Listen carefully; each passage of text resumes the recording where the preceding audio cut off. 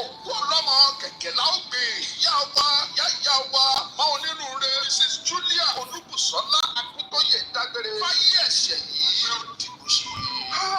Gbogbo Yorùbá nation pátá ló ṣe lédè lẹ́yìn màmá. Lẹ́yìn tí wọ́n ti lo 18 ọdún láyé 88 years. Ètò ìsìnkú yóò ṣe wá lọ rèé o. Ọjọ́ 24 oṣù kejì 24th of February la ó ṣe ìsìn àṣàyàn orin fún màmá yẹn nílùú Èkó. Ó bá wá di ọjọ́ 27 oṣù kejì 27th of February la ó gbé yòókù ara màmá wá sí ìlú Adó Èkìtì níbi tí a ó ti ṣe ìsìn àṣàyàn orin nígbàgbọ́ fún màmá yẹn ní dédé agogo 4 ìrọ̀lẹ́. Ọjọ́ 28 gangan ni àṣekágbá ìsìnkú yóò wáyé yẹn nínú gbọ̀ngàn ńlá àti Afẹ́ Babalọ́lá nílùú Adó Èkìtì. Bẹ̀rẹ̀ ní dédé agogo 10 òwúrọ̀. Má sùn láyà olùgbàlà màmá tá ó fi pàdé tí ìpínyà kò ní sí mọ́. Ìyá onínúure abiyamọ abọ̀já gbọ̀rọ̀gbọ̀rọ̀. Ìyá Yorùbá nation. Gbogbo ìran ọmọ Yorùbá ò ní gbàgbé yín. Sleep well till we meet to part no more. Ọmọlúkà Great TV and fans àwọn ló ń kéde fún gbogbo ọmọ Yorùbá.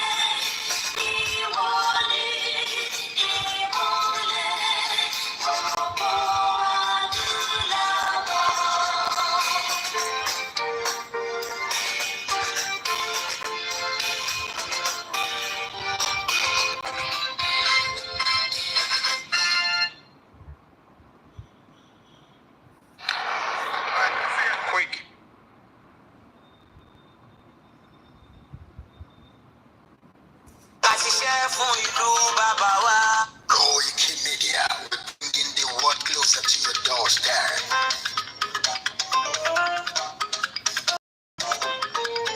Koikimedia, Koikimedia.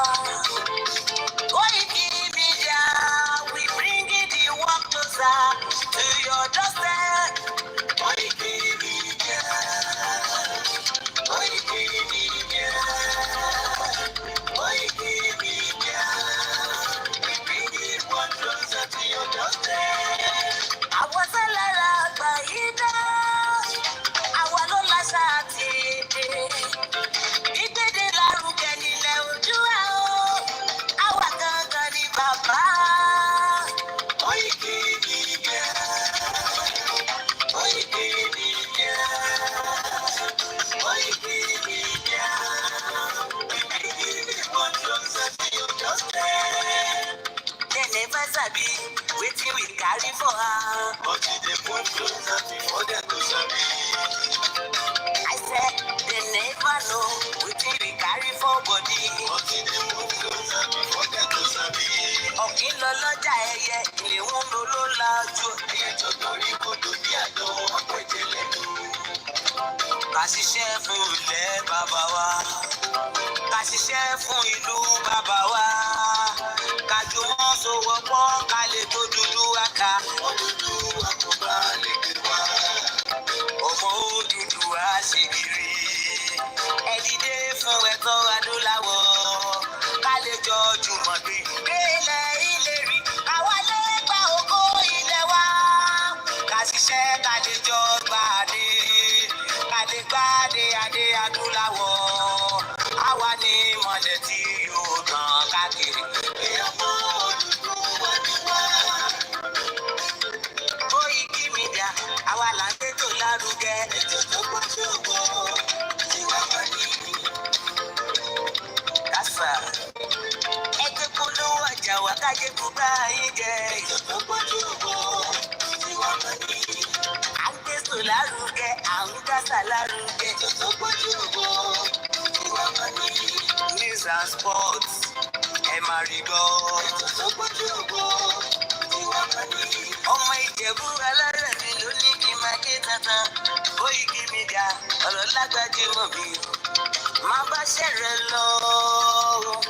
Ọmọ Yorùbá nìyẹn, ọmọ Yorùbá tata o. À ń gbádùn rẹ̀, ọmọ Ìjẹ̀bú alárẹ̀ mi. Ṣé yín ló máa fi pọ̀ tẹ̀ mọ́lẹ̀ o? Ẹ̀yin lọ́mọ oníbo máa ń dé máa dé máa dé. Ẹ̀yin lọ́mọ oníbo máa wọ̀ máa wọ̀ máa wọ̀ o. Ìgbó máa wọ̀ sájòjì ò gbọ́dọ̀ wọ. Àjòjì tó bá wọ bẹ̀ á bẹ̀rẹ̀ ní ẹbọra. Ẹ̀yin lọ máa náwó òyìnbó tó dé. Ìgbà tó yìnbó dé o. Owó náà dẹ́kun pọ̀ sí o. Koikimedia sáwa ní bàbá. Koikimedia àwọn ní bàbá. Koikimedia àwọn ní bàbá. Àdáńtọ́ àtúnpèrè gidi. Koikimedia àwọn ní bàbá. Àwa là ń gbétò lárugẹ jẹ́ ká jọ gbọ́ o. Koikimedia àwọn ní bàbá. Àtúnjàfẹ́tọ̀ ilẹ̀ wa fẹ́tọ̀ ilẹ̀ Yorùbá. Koikimedia àwọn ní bàbá. Ọmọ Òdùwà ni wá o. Tọkàntọkàn. Koikimedia àwọn ní bàbá. Ikú tó ṣe bí lébi òsì, àdìmú bàbá yọ. Koikimedia àwọn ní bàbá. We bring you one closer to your doorstep. Koikimedia àwọn ní bàbá. Afẹ́fẹ́ tó fẹ́ o tó kàn kí oko lára ni. Koikimedia àwọn ní bàbá. Àpèrè dìde, Olùmarè ló fún wa ṣe. Koikimedia àwọn ní bàbá. Gbogbo ayé ẹ gbọ́, àwa ní bàbá o. Koikimedia àwọn ní bàbá. Ẹ máa bọ̀ wá ẹgbẹ́ polówó ọjà yẹn wá o. Koikimedia àwọn ní bàbá. Òdúdú alágbèdá ní òtítọ́ lágbèdá ní. Koikimedia àwọn ní bàbá. A kì í sọ̀dálẹ̀, a kì í sọ̀dí kẹta. Koikimedia àwọn ní bàbá. Àdúró tán, àtúnpèrè kéde. Koikimedia is around. Is around o. Ladies and gentlemen, ẹ mú kálẹ̀ sílẹ̀, ẹ jẹ́ tí ẹ kọ́ ètò tó kojú gbogbo. Ladies and gentlemen, ẹ mú kálẹ̀ sílẹ̀, ẹ jẹ́ tí ẹ kọ́ ètò tó kojú gbogbo. Koikimedia is around. Koikimedia.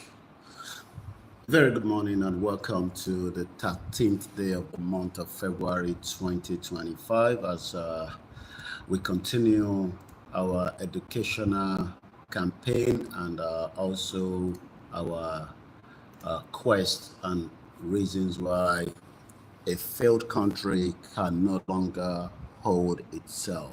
Please share the program and invite others to do so. Moki, ẹ̀yin wa, ya tún kábọ̀. Gẹ́gẹ́ bí ṣe wà ní orí ìkànnì wa. Without you, there is no Koikimedia. Ẹ̀yin náà ni Koikimedia. Ẹ̀yin lẹni ká máa ta fálafálá.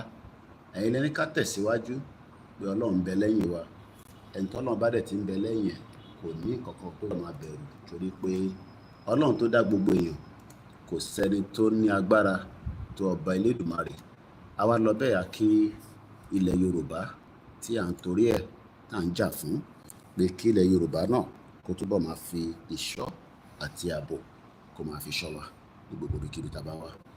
Mo lọ bẹ́ẹ̀ mú kí bàbá wa Professor Adébánjí Akíntóyè pé ẹ kú iṣẹ́, ẹ kú àdúrótì, ẹ kú làásìgbò, ẹ dẹ̀ kú ìpalẹ̀mọ́ òkú ìyàwó yín tó ń bọ̀ ní ìparí oṣù yìí. K'Ọlọ́run kó jọ̀ọ́ kó bá wa mú gbogbo mọ̀lẹ́bí náà dúró dáadáa.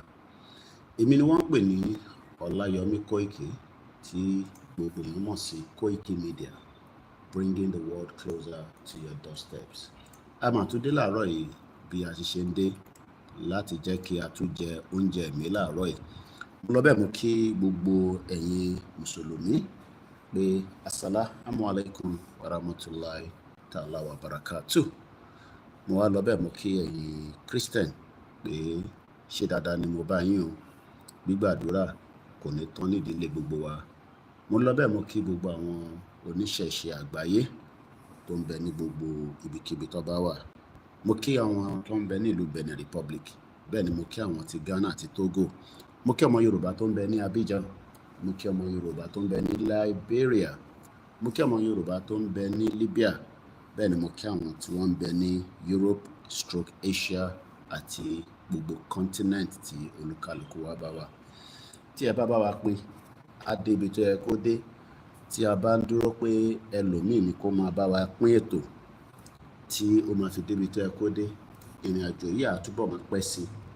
Gbogbo wa náà la dẹ̀ ti mọ̀ pé ibi tí ọ̀rọ̀ Nàìjíríà dé, ọ̀rọ̀ Nàìjíríà ti ní kọ́má nínú. Ìyẹn náà la ṣe ń sọ fáwọn èèyàn wa pé ẹni tọ́rọ̀ òye ẹ lè béèrè, àmọ́ ẹ má béèrè ìbéèrè òmùgọ̀, ẹ má béèrè ìbéèrè àgọ̀. Ẹ jẹ́ ká fi làákàyè ká fi gbé yẹ̀wò ní gbogbo ìgbà kí ìgbà tá a bá ń jókòó síbí. Mo kí Ọlọ́run tó ní ilẹ̀ Yorùbá pé wọ́n ní ìgbà mọ́ wa lọ́wọ́, àmọ́ káwa náà ká gbìyànjú pé gbogbo ìgbà kí ìgbà àwọn tó fẹ́ ìgbà mọ́ wa lọ́wọ́, àwọn náà lúgọ. Wọ́n wò bóyá a máa mú fún wọn àbí bóyá a ní ṣiṣẹ́ láti jẹ́ kí ilẹ̀ náà kó má gbà mọ́ wa lọ́wọ́. Mo ṣe ń kí bàbá wa Professor Adébánjí Akíntóyè pèsè gbogbo ìgbà kí ìgbà tí a bá máa na àsíá ilẹ̀ Yorùbá, gbogbo ìgbà kí ìgbà tá a bá máa na àsíá ilẹ̀ Yorùbá, gbogbo ìgbà kí ìgbà tí àsíá yẹn tá a bá máa gbé dúró, ká má wá yín tì bàbá, kó má wá yín tì. Kí Ọlọ́run jẹ́ kí ẹ̀mí tí à ń rí níwájú wa yìí, kí ẹ̀mí náà kí ó túbọ̀ gùn kó dẹ̀ pẹ́pẹ́pẹ́pẹ́. In tá à ń jà fún ẹ̀tọ́ wa ni, kò sí àní-àní níbẹ̀. Àbá nǹkan kan ju pé ilẹ̀ Yorùbá ni ibi tá a ti ń béèrè ẹ̀tọ́ wa, kò ń ṣe ilẹ̀ Ìgbò, bẹ́ẹ̀ kò ń ṣe ilẹ̀ Haúsá. So gbogbo ìgbà kí ìgbà tá a bá ń jáde, àwọn tí ọ̀rọ̀ ò bá yé ẹni kó béèrè dáadáa lọ́wọ́ wa, nítorí pé Yorùbá nation tí à ń pariwo ẹ̀ yìí kò ń ṣe fẹ́mi nìkan, kò ń ṣe fún ìdílé mi, kò ń ṣe fún fámílì mi, fún àǹfààní gbogbo wa náà ni. Mo wá lọ bẹ́ẹ̀ mú kí gbogbo àwọn tí wọ́n yí ká bàbá wa Professor Akíntóyè bí wọ́n ti ṣe ń palẹ̀mọ́ fún òkú ìyàwó wọn tó dé tán láìpẹ́ yìí. K'Ọlọ́run jọ̀ọ́, à ń bẹ̀ ni nínú ọlẹ́ pé kí ó fi ọjọ́ náà sílẹ̀ fún wa, kí ọjọ́ náà kó jẹ́ ọjọ́ ayọ̀, kọjọ́ náà kó jẹ́ ọjọ́ tí a máa gbéyà yìí pé gbogbo ìgbà tó lò láyé wọ́n lò dáadáa. Àwa dúpẹ́ fún gbogbo àwọn mọ̀lẹ́bí náà, látòrí àwọn ọmọ àtàwọn ọmọ gbogbo ibikíbi tó lúkálukú bá ti ń bọ̀. Ẹni tó ń bọ̀ láti Amẹ́ríkà ni, ẹni tó ń bọ̀ láti London, àwọn tó ń bẹ ní ilẹ̀ Yorùbá lọ́wọ́lọ́wọ́.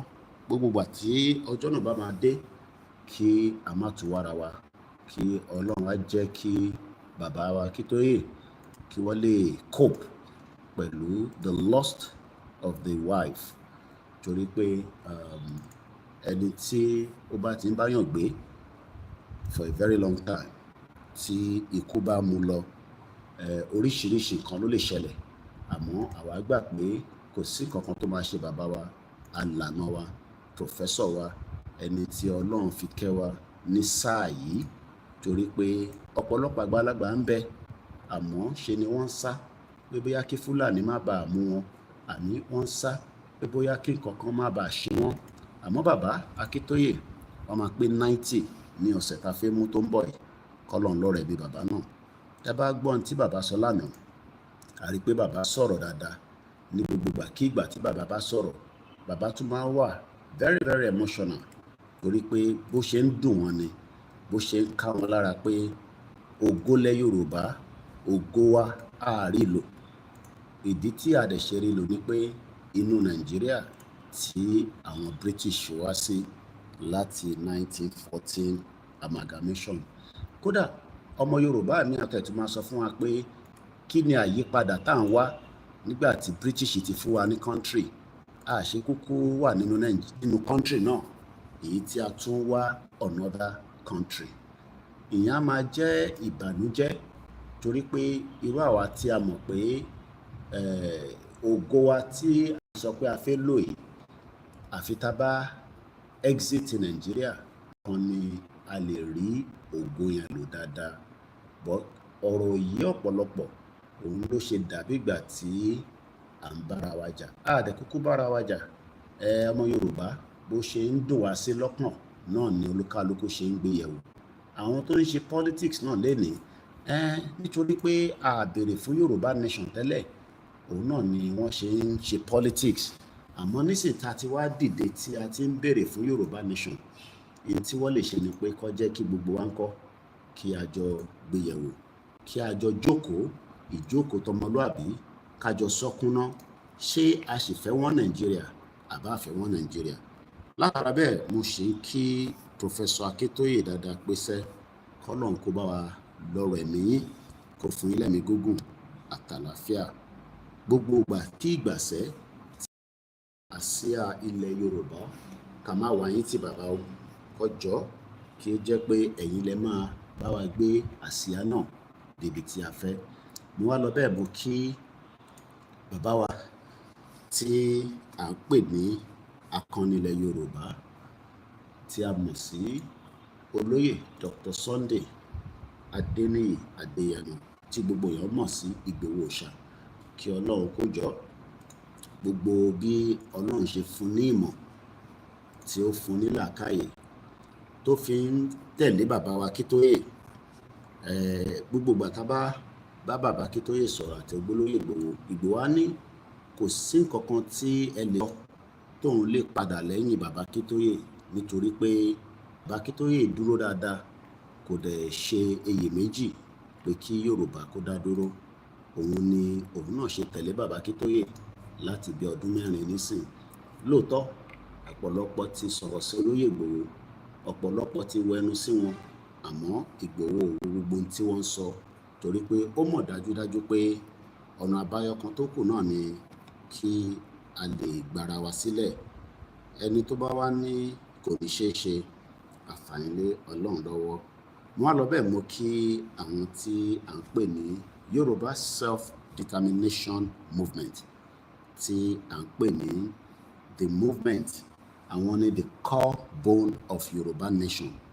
Àwọn gangan ni a lè máa ní tá bá ń pariwo Yorùbá nation lénìí, àwọn gangan ni a máa mú gẹ́gẹ́ bí olùdarí Yorùbá nation. Lóòótọ́ oríṣiríṣi ẹgbẹ́ náà ni ó ń bẹ tí ó ti wà nílẹ̀ Yorùbá kó tó di pé Yorùbá nation jáde. Àwọn kan tẹ̀ tí ń gbé kó tó di pé àwa gbé, àmọ́ a dúpẹ́ fún àwọn tó ti gbé níbi tí wọ́n gbé dé kó tó di pé àwa náà darapọ̀ mọ́ wọn.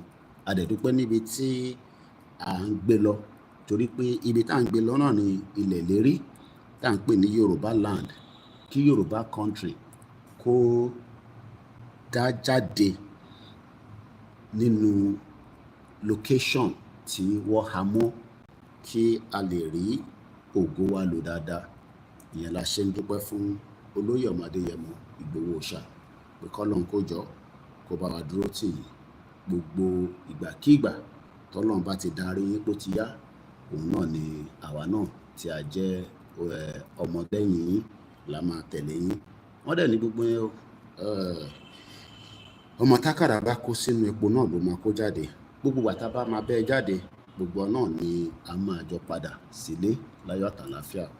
Kò sẹ́ni tó ń bá ìjọba jà o, àmọ́ ẹ̀tọ́ tá à ń béèrè yìí ó ṣeé ṣe kí ìjọba máa rò bóyá àwa fẹ́ dà lóru ni àbí àwa wá nǹkan míì. N tá wá n tó wà lófin àgbáyé, àmọ́ ó lè wà nínú òfin táwọn ọba wa jáde láti béèrè fún, a kọ̀ wà nínú òfin náà ni. Ìdí tí a ṣe ń sọ fúnra wa pé ká lọ máa palẹ̀mọ́ sílẹ̀, ká lọ máa múra sílẹ̀ fún ìwọ́rọ́wọ́ tó máa jáde láìpẹ́ yìí.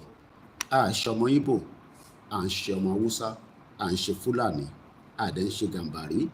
Ọmọ Yorùbá ni wá, ọmọ Yorùbá tó dẹ̀ dá tọ́ láti Kwara State títí dé Kogi lọ sí ìlú Ondo State títí dé Èkìtì State, Ọ̀ṣun State, Ọ̀yọ́ State, Ogun State, Lagos State.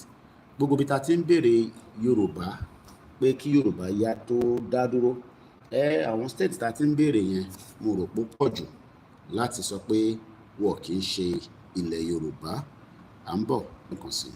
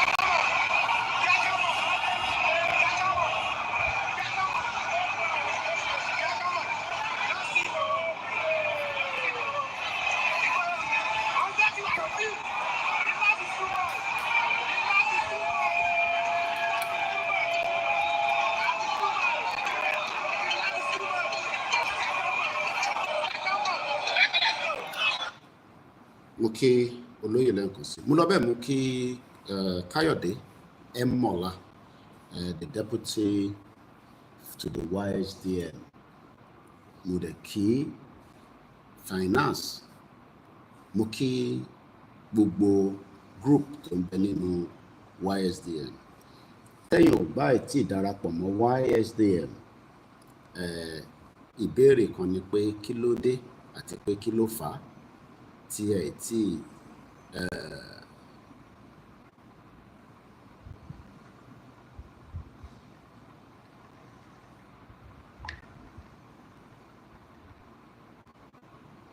kí ló dé tí ẹ tí darapọ̀ mọ́ YSDM, because YSDM is the backbone of Yoruba nation. Àwọn ni wọ́n gbé ọ̀pọ̀lọpọ̀ lẹ́tà jáde sẹ́ndì sí President Buhari. Àwọn ló gbé ọ̀pọ̀lọpọ̀ lẹ́tà jáde sẹ́ndì sí United Nations.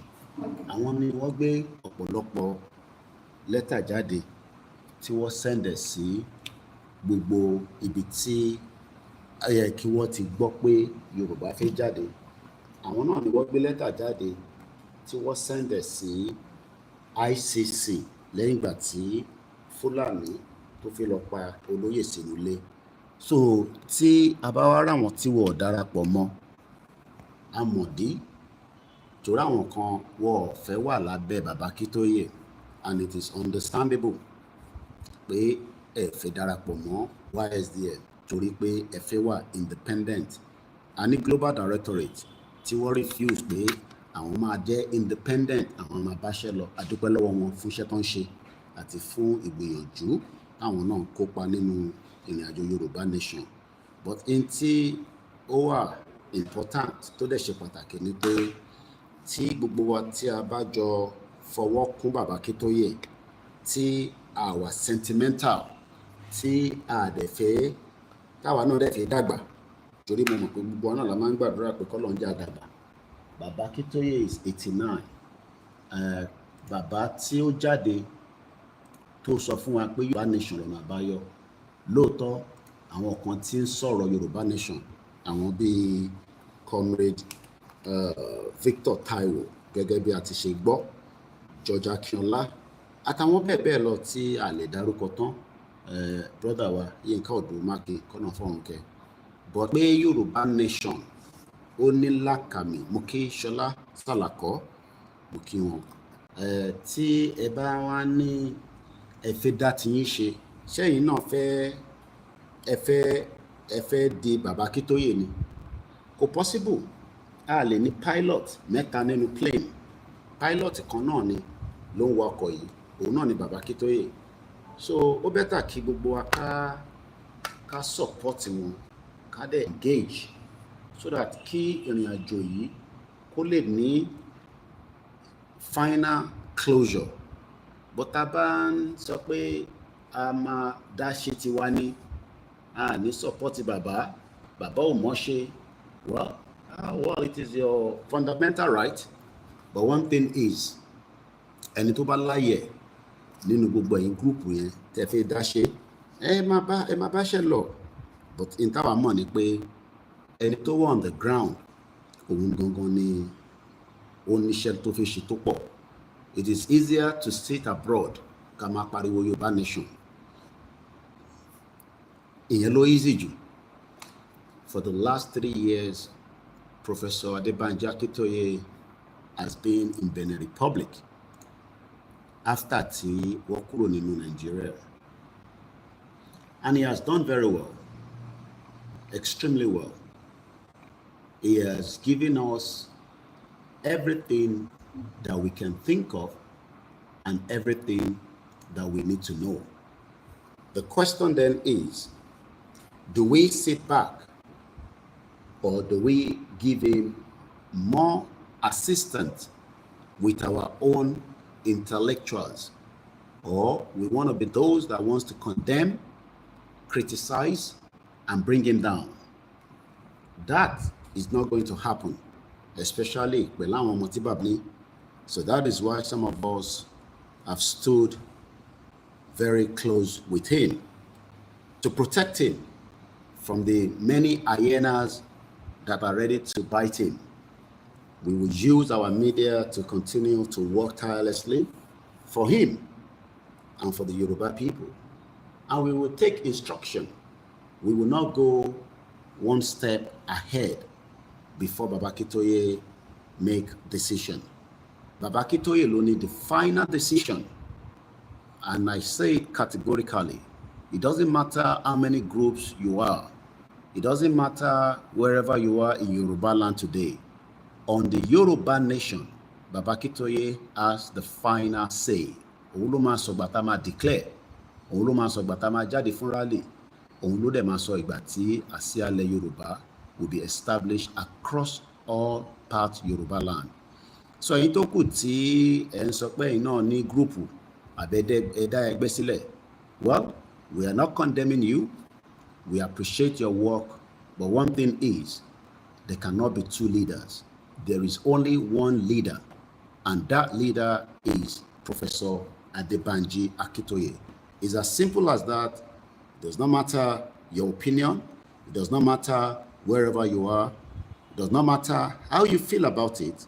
Professor Adebanji Akintoye will be the man that will raise the flag of Yoruba nation at the appropriate time.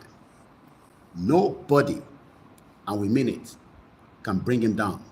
It doesn't matter your opinion. It doesn't matter your criticism. Baba Akíntóyè will lead us into Yoruba country, and God will give him the strength and capacity to be able to do so. So if you are trying to bring him down, think otherwise, because like I said, some of us will fight you dirty. should you try to do so. We will fight you. We will bring you down as well. So it's better you keep your energy away from him. If otherwise, there will be problem between us and you. We are not fighting Yoruba people because we don't expect to fight each other. Our enemies are the Fulanis that we are fighting, and we will fight them with every blood that we have. It does not matter how long it will take to fight it. It does not matter how long it has taken for Yoruba nation to become a full independent country. But one thing is, one day it will become reality. It might not have happened now. It might not still be finished. But one thing I can tell us is that Yoruba country will finally become an independent country. Like Jesus says, Omawaye, when you are sleeping, Omawaye, when some of you are still in doubt. Even your present politicians knows very well that Yoruba nation is the solution to all our problems within Nigeria today, and will do all that it takes to make it a reality. Please share the program. That's all you can do for us. Share the program and also like and love. There's no point we are sitting hours and hours, and yet it is so difficult to share. Nobody's looking for anybody, and if they're looking for us, I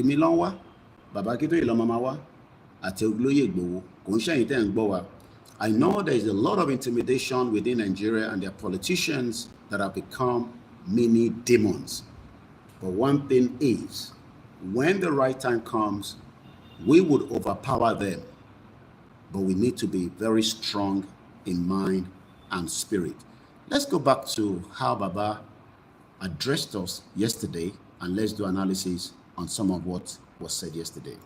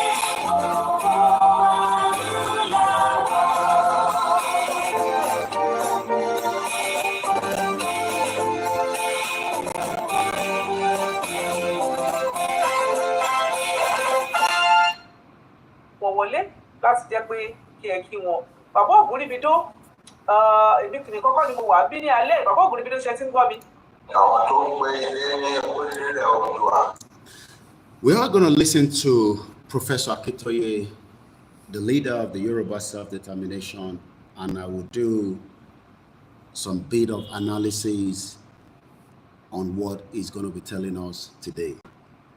So let us sit back and enjoy the little time that we have. I will not be calling names out, but I say good morning to each and every one of you that have joined us at this particular hour.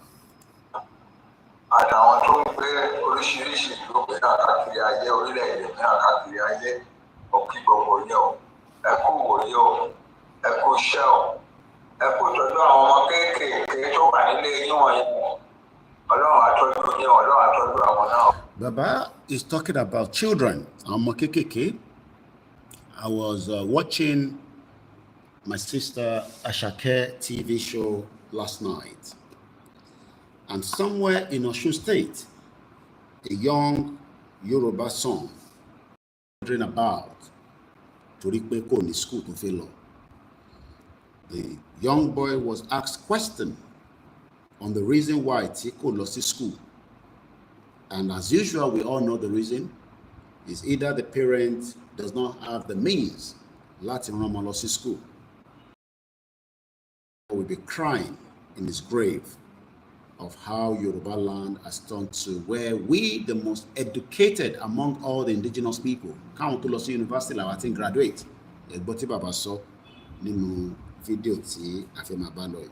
Bàbá stated clearly that káwọn Igbo tẹ̀ tó sọ pé àwọn máa lọ university àwa ti graduate for more than many years. Àwọn Hausa àwọn tẹ̀ lọ sí school tiwọn, Fúlàní Gàmbàrí ni wọ́n. Àwa làwa dé ibi tí àwọn ọmọ kéékèèké have not or are not even given access to education within Yoruba land today. Many reasons like these are why we say it is no longer viable to remain in one Nigeria. We are better off to allow Nigeria to dissolve, and it needs to dissolve now for the benefit and the future of the Yoruba people to be free from the bondage and the catastrophe of this contraction called one Nigeria, because it's a catastrophe and it is never going to work. The amount of what you pray towards Nigeria is now in coma, and we need to turn off the oxygen.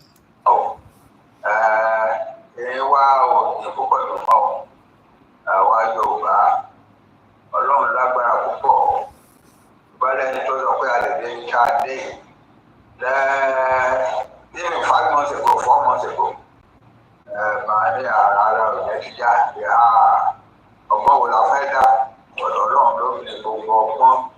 we are grateful to God.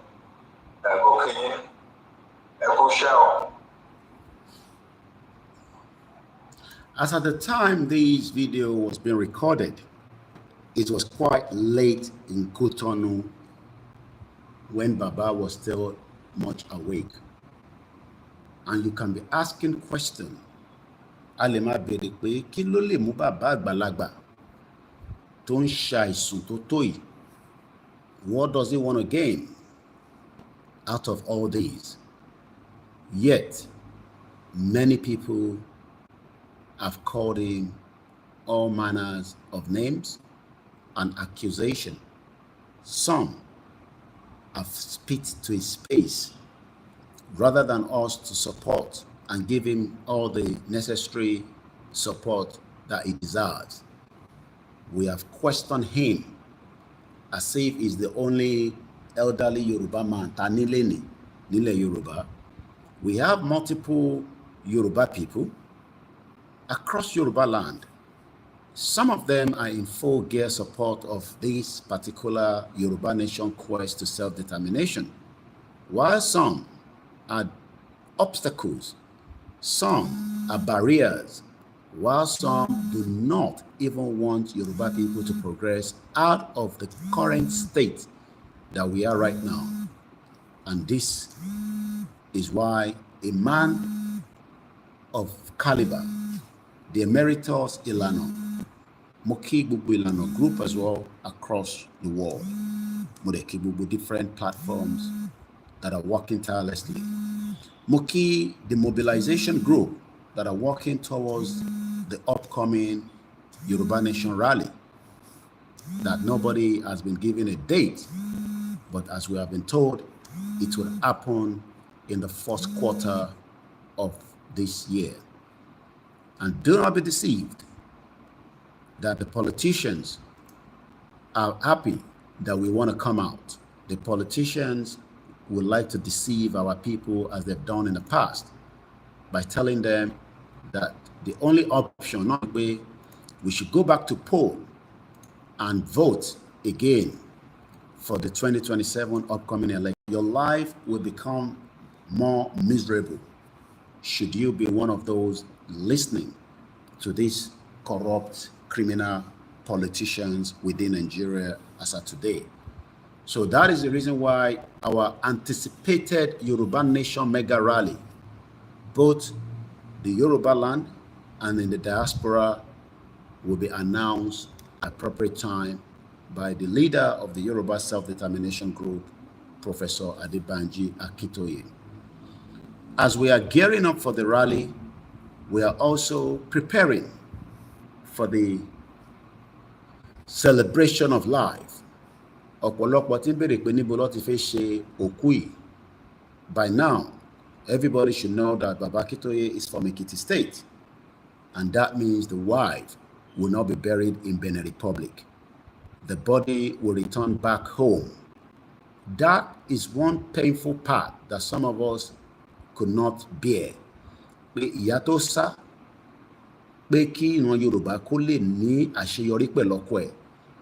Become and live in exile in Benin Republic. I was privileged to meet her not just one or twice. And for me, I'm still very, very sad that Mama Itilo, because if Mama was at home, Lota, she could die and she could still be alive. But in ronú Mama idro tokwe látara pé wọ́n jà fún èmi àti ìwọ, látara pé kémi àti ẹ kí a lè ní future. They had a future, and she died a very good death at 88. Many Yoruba children, widows that are not meant to have died, their husband have died, their children have died because of the negligence of a country that was never meant to be, joined together as a business partner before it was turned into a country. The British knew what they were doing, and they were very smart about it. Royal Niger Company, how Nigeria transformed from business into a country. Yet many Yoruba people were attacked látara pé à ń sọ pé Nigeria yet is a British business center. But because àwọn olóṣèlú sọ fún wọn pé wọ́n máa fi wọ́n fún SA, PA, most of them become antagonists and a barrier against the Yoruba people that are crying on a daily basis for Nigeria to be divided. So when we talk about the death of Mrs. Julia Olubusola Akintoye, she was born in 1936, died last year, Christmas, December 2024, at the age of 88. Many innocent Yoruba people did not even reach the age of 50 before they died. And we can give names and names and names in case you might be wondering if that is a true. Let's go and look at the age. Tolulope Arotile Tofiku. Tolulope Arotile, as we know, was born on the 13th of December 1995. She died on the 14th of July 2020. The cause of death has not yet been verified. The cause of death is not yet known. Tolulope did not even live up to the age of our mother. Tolulope never gave birth to a child. Maybe some of you forgot about that she died at the age of 24. A flying officer, Tolulope Oluwatoyin Sarah Arotile, a Christian killed by Fulani terrorists. And yet, you want us to keep a country that does not value the lives of Christians, neither does it value the life of Muslims or the traditionalists. And the evidence continues to point out that any Yoruba personnel that is very high within Nigeria are always taken out. Igboho was only lucky not to have been killed by the federal government of the Fulani and in support of some Yoruba people. He was very, very lucky. Bola Ige did not survive it. According to Bisi Akonde, the government killed Bola Ige. The government of the day as at the time was Obasanjo. He was asked if Obasanjo killed Bola Ige. He says, I will leave that till I die. The question then is, ṣáwọn bàbá tá máa dúró dè ní? Kó wá sọ fún wa pé kí Yorùbá nation kó dá dúró. All these individuals are selfish and careless, just the same way MK Abiola was killed by the same Yoruba people that supported the agenda of the Fulanis. Not that MK Abiola was a good guy himself. If we talk about Tolulope Arotile, maybe I should remind you that another Yoruba young girl was killed. Until date, we still not have a closure to her death. And that is also Bamishe Anyanwola. Some of you forgot about her because she's not your sister and she's not even your relation. But the family are still alive, crying to the governor of Lagos State on the reason why the closure to the death of Bamishe has not yet been solved as we speak today. The mother, the father are still alive. She was going on a Lagos State public transport called the BRT. She died at 22 years old, not even close to the death of Mama Olubusola Akitoye. So you can see the difference that I'm trying to bring up there, that our icon and our sisters were killed, but Mama knew that to stop this killing, she had to tell Baba Akitoye that no matter what happened to her, she saw the death coming, that Baba must continue to fight on to deliver and save us from the bondage that we are currently facing right now. Maybe I should remind you that Anyanwola Bamishe was on her way to visit a sister that was pregnant when she was killed right inside the BRT of Lagos State. Today, I'm in one of the groups that the family set up, WhatsApp group. They are still asking, when do we get justice? When is justice ever going to happen to their daughter that never gave birth as well before she died? She was a fashion designer. And let's hear from how Bamishe was speaking before she was killed in Lagos State. Sanwo-Olu has not done anything. If we have an independent Yoruba country, the death of any innocent Yoruba citizen must be investigated as quickly as possible, and everything must be done to make sure that we bring a closure. Either they died at home or they died outside the shore of Yoruba land. But àwọn Yoruba ní ká dákẹ́, wọ́n ní a ti ń pariwo jù, forgetting that all this death is happening because we are in Nigeria and nobody cares. I want to take us to Trump.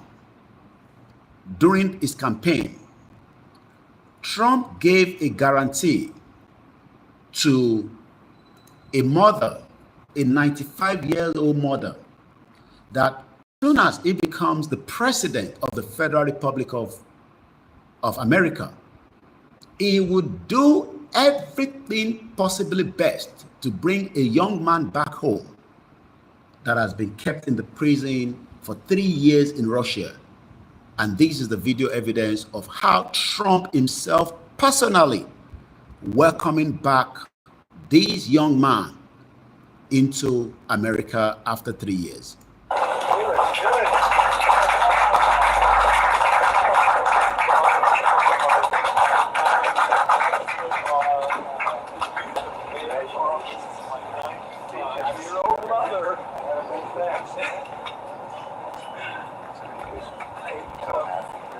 Very difficult to articulate how proud I am of you and how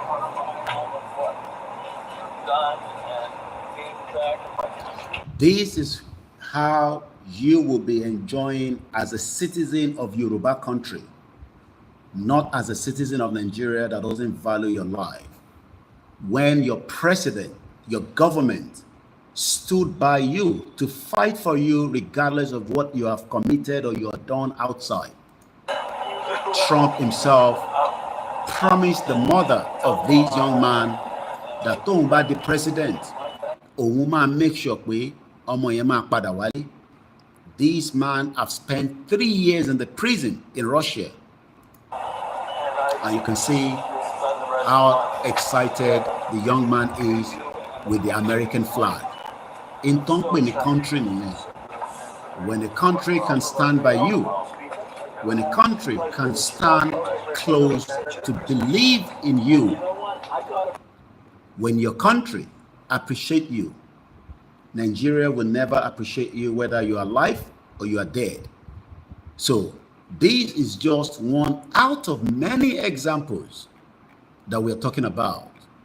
And like I said, we can sit back or we could fight now to save ourselves from the damage that has happened in our life.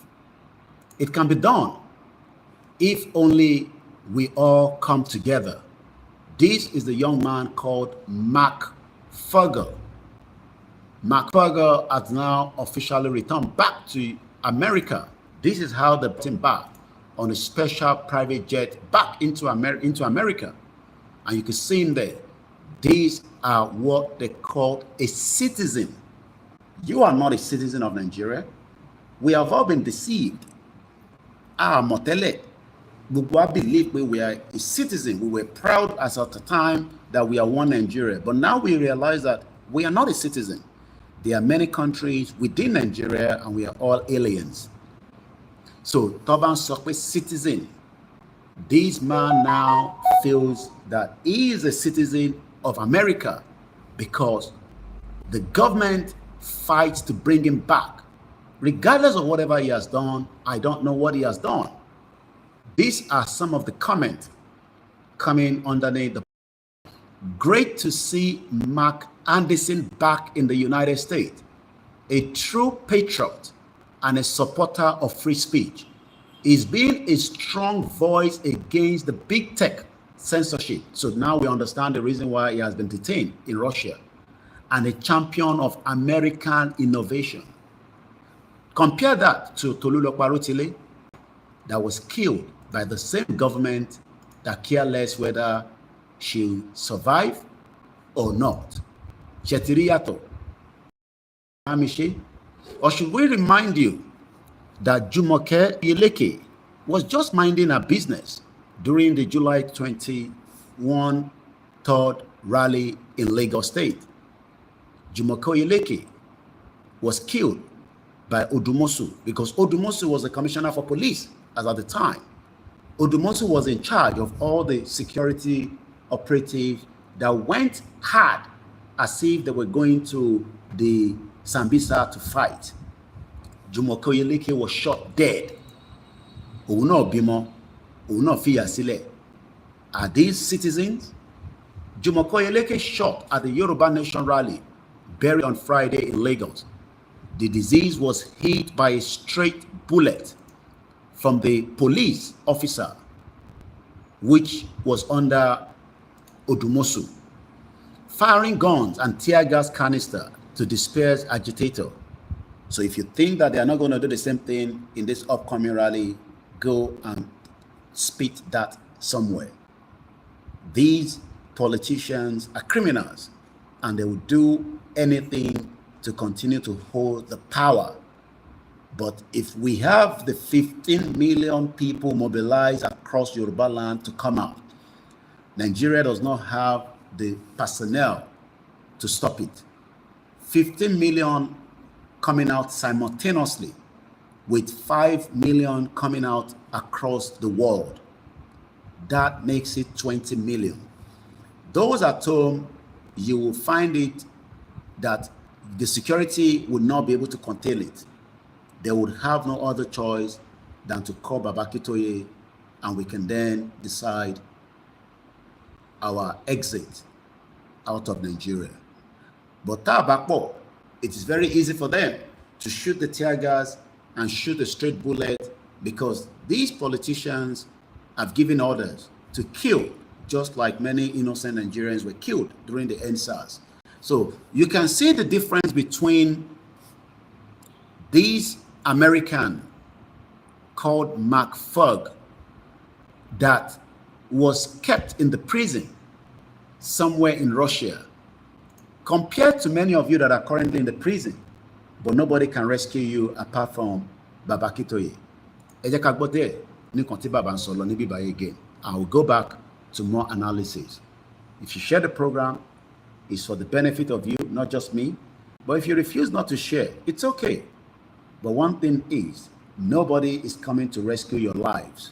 You need to rescue your life now, because our lives have been mortgaged and in danger in the current state of Nigeria. Even 5 months ago, 4 months,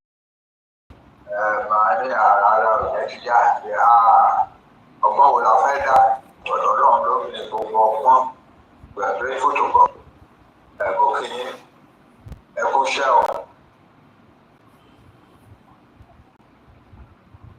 Ẹ ṣeun gan dáàdì, a dúpẹ́ lọ́wọ́ yín. Òjò òkú ní tì í ní agbára ti Ọlọ́run. Báyìí, ọmọ Yorùbá, bàbá ògùn níbi tó ṣe ti ń gbọ́ wa báyìí. Wọn ò tí ì máa gbọ́, ẹ máa bá a ṣe ọ́díò yín lọ. Gbogbo gbogbo ọmọ Yorùbá wọ́n fẹ́ gbọ́ ọ̀hún ọ̀rọ̀ kan.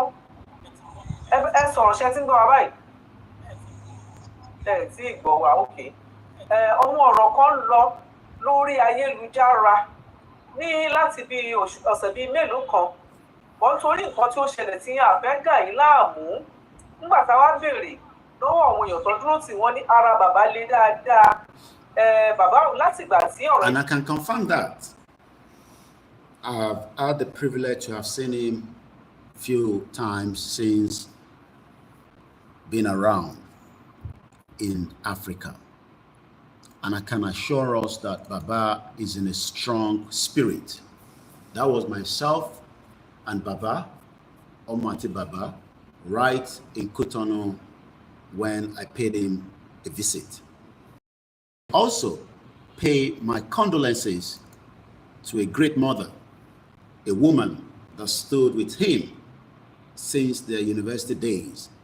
Mama was a very strong, spirited woman, very religious, and this is the reason why we are praying for the family, and we are hoping that many of you will be traveling with them to Ekiti State, Latiloyewosi, and not to disrupt the event of the day. While I met Baba, I was first a little bit worried because I was not sure the condition I was going to meet him.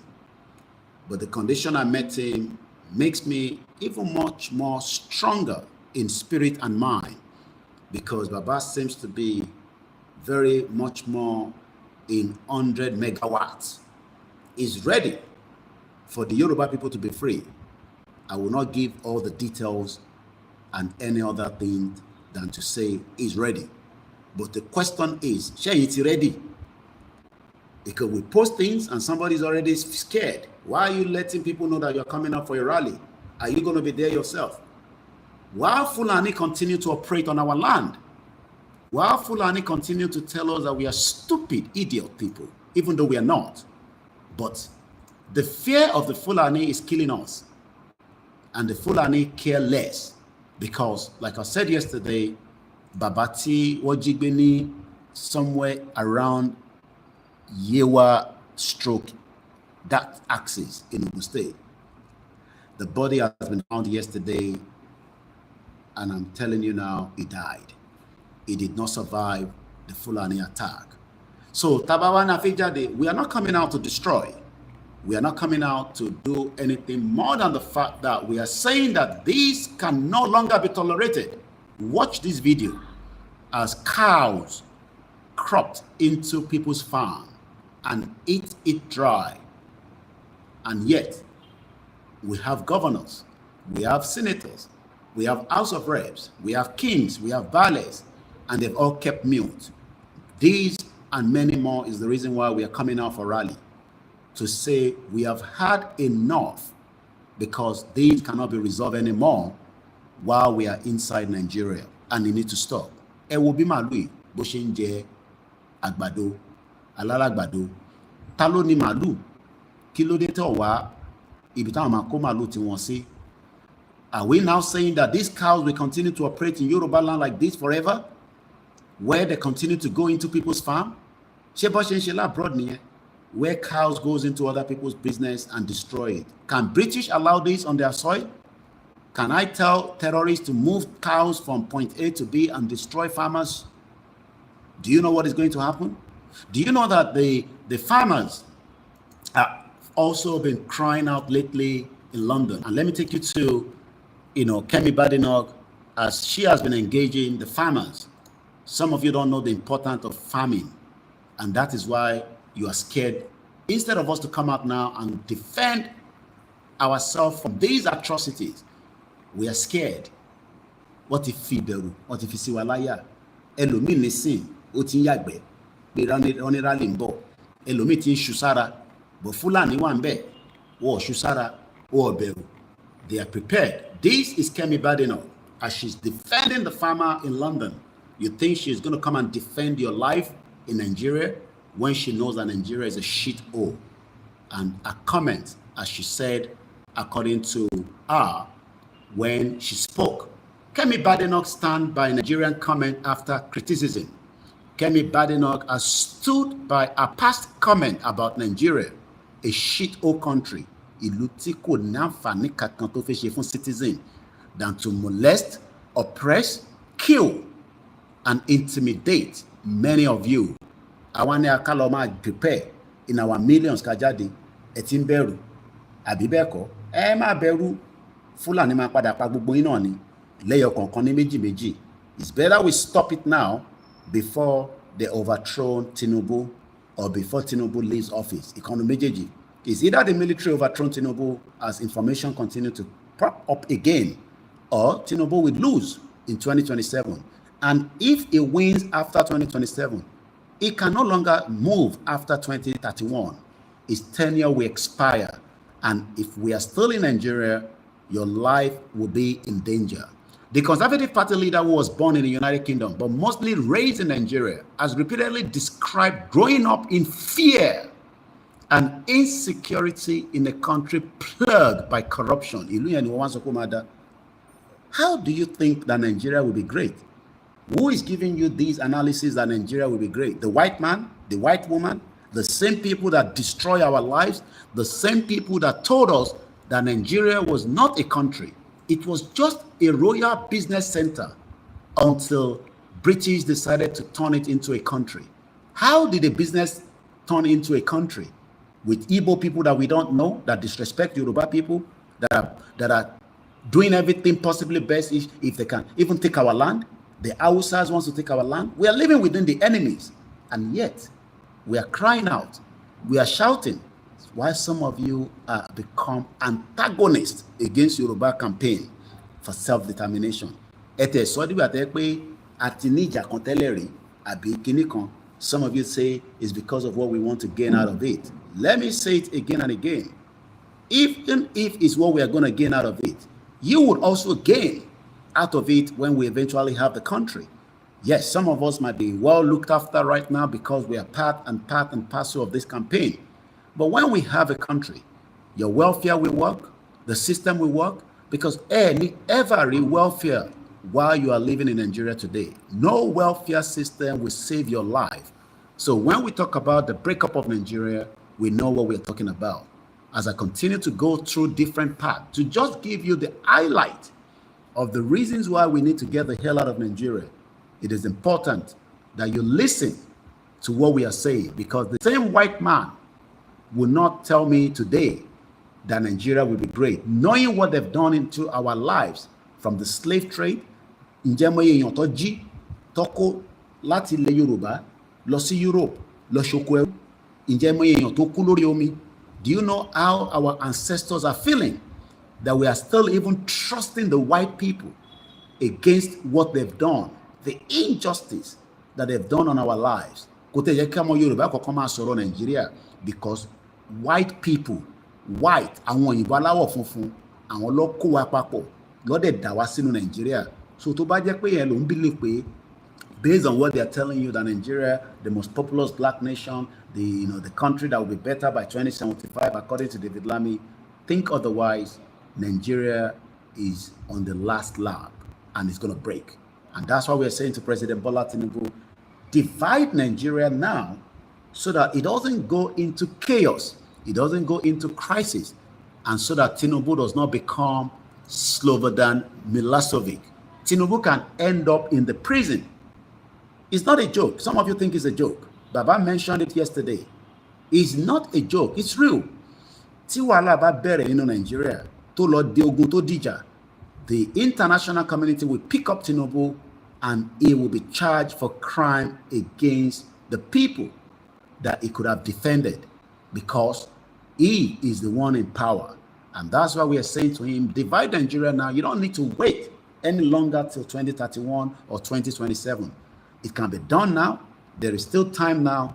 And this is how Croatia, the war, and the future, Slobodan Milosevic, not innocent, still Serbia war crime, dubbed the butcher of the Balkans, Serbia's late Slobodan Milosevic, almost rose from the grave with a bright halo glowing above his head last month, when a handful of apparent Serb war crimes and Slobodan Milosevic apologies briefly succeed in convincing much of the unsuspecting world that the United Nations Crimes Tribunal in Hague had acquitted, exonerated him of war crimes committed in Bosnia and Herzegovina during the 1990s as part of a joint criminal enterprise, and the Wilkerson and Neil Clark dropped into the world public arena a hotter than burner.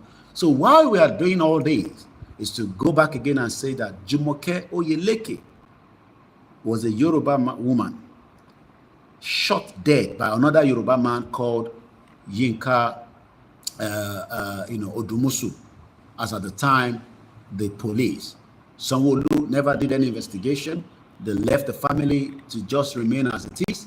This was on the state level, while Tolulope Arotele was killed on the federal level.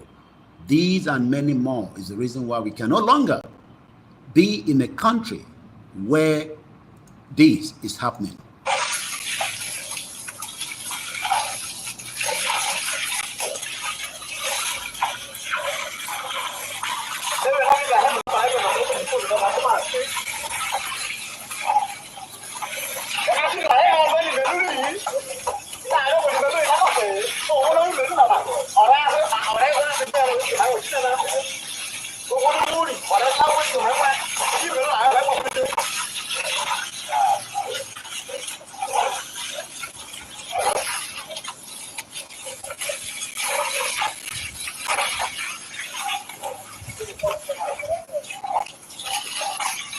And these are cows eating up another man's business and destroying it without any support from the government.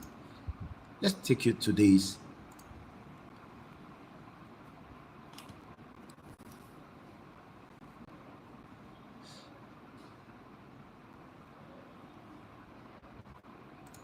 And the truth. And let me make some revelations, because some of us also have our own intelligence networks. Okay. Have met with some of the bandits. We have met with some of their high commanders. One or two who have repented. They have sat down with us, not once, not twice. They told us that one of the northern governors is the commander of Boko Haram in Nigeria. Boko Haram and the bandits are one and the same thing. They have a sophisticated network. All right. They have a sophisticated network. Do we have evidence to prove that? I want us to watch this video and see how their sophisticated weapon is operating within Yoruba land and Nigeria today. Area where that Zuma, there's an area Zuma here where it was reported that one man went missing yesterday. So I got to some informant there to come to the area now. I recovered 4 AK-47 magazines. And we recovered 4 AK-47 magazines. We recovered another 4 magazines of CZ Scorpion magazines. CZ Scorpion rifle magazines. Then we recovered 2 rifles, 2 CZ Scorpion rifles. We recovered also 103.139 mm ammunition. We also recovered 2 pistols, Diacon and CZ pistols, and 3 pistol magazines. That's what we have now. That is. and we arrested 1 suspect. This suspect is a Fulani man who is believed to be orchestrating the that criminality around that area. One and you. It appears I have his ID card. He is an immigration man who was in the military before. So he was dismissed. And I think he's taking it.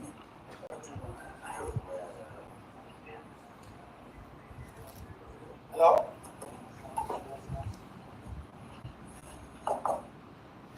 Hello? Now, these are, I want us to look at the face of this guy. He's a Fulani man. Toba, sophisticated weapon, just as Malafia was saying to us here. The Malafia mentioned something here. Let's listen again. Under Boko Haram in Nigeria. Boko Haram and the bandits are one and the same thing. They have a sophisticated network. Part of that network is what you saw here. This is one of their network. The question is, Nibonara Kunitiri, this kind of weapon. Now, you might be wondering that is a Fulani terrorist, but no, that's not what the government is telling us now. The government is saying to us that the video of the security operatives arrest, dismiss. Do you know the meaning of dismiss? Let's go to dictionary and find you the meaning of dismiss. Dismiss. Dismiss. Allowed to leave. The past tense will be dismissed. So the word dismiss is to remove someone from their job. Ṣé ọlọ́pàá ń sọ fún wa nísìnyí pé arákùnrin tá à ń rí, arákùnrin tá à ń wò yìí, this picture you're looking at, from what we are hearing is that it was dismissed. It was a one-time security operation, but he has been dismissed. Dismissed for what? What was his offense? Kí ni nǹkan tó ṣe tẹ́lẹ̀? What was the crime that he did for them to dismiss him? Because we know from the English dictionary that dismiss someone from something, he has been dismissed from his job for incompetency. Was this Fulani man dismissed for what? And if he was dismissed, was he charged to court like many Yoruba people? Any small thing you do in Lagos, in Ogun State, they take you to Abuja. But why was a dismissed officer? Let's just agree with what they are saying. That is a Fulani man. He has the right to be in Nigeria because that is what we have been told. But he has been dismissed. Dismissed for what? What was his offense before he was dismissed? What was the crime? And was he penalized for the crime? Was he charged for the crime, or he was just dismissed and that was it? And after they dismissed him, they found him again with multiple weapons, grade 1 weapons. We're not talking about AK-47, AK-49. We're talking about sophisticated, just as Malafia was telling us here that they have what? Their planes were moving up and down as though there was no lockdown. Moving ammunitions, moving logistics. So these emanations are part of these now. Malafia spoke some only few years back, but they have become stronger, and Yoruba people are saying everything will be fine in Jesus' name. I know that it can be fine in Jesus' name, but don't let us to be stupid. So Tobani Kajadi fun rally, Intoni Kajadi fun niyen, okay? Kò sẹ́ni kankan tó ní kẹ́ jáde fún ikú, kò sẹ́ni kankan tó ní kẹ́ jáde fún àìsàn. Wọ́n ní ká jáde láti sọ fún ìjọba Nàìjíríà, pé kó pín Nàìjíríà pé a lè live with people that are dismissed and they are still able to have sophisticated weapon. What is the weapon for? Kí ló fẹ́ fi ṣe? Ṣé wọ́n fi ń ṣeré ni? Is it a toy? So that is the reason why we are saying that prepare your mind and spirit and bodies, whether you're in the diaspora, whether you're in any African countries, that our rights should be respected. Because if not, how many of these man, how many of such of them, look at his face, a pure Fulani man, pure. If this one meets you on the street or on the high road, you are a dead person already. You could buy, because we know what they can do. All these are reasons why we are saying that let us end being part of a country that cannot protect and guide and look after every single one of us. It can no longer work. The earlier we understand it now, the better for me and you. But Tabani, no, it can still be changed. We can work within the sector called Nigeria. Maybe you will find yourself one day within Nigeria in this situation. This happened in Delta State, where two different security operatives almost kill each other, and any citizen could have been shot dead while this was playing out.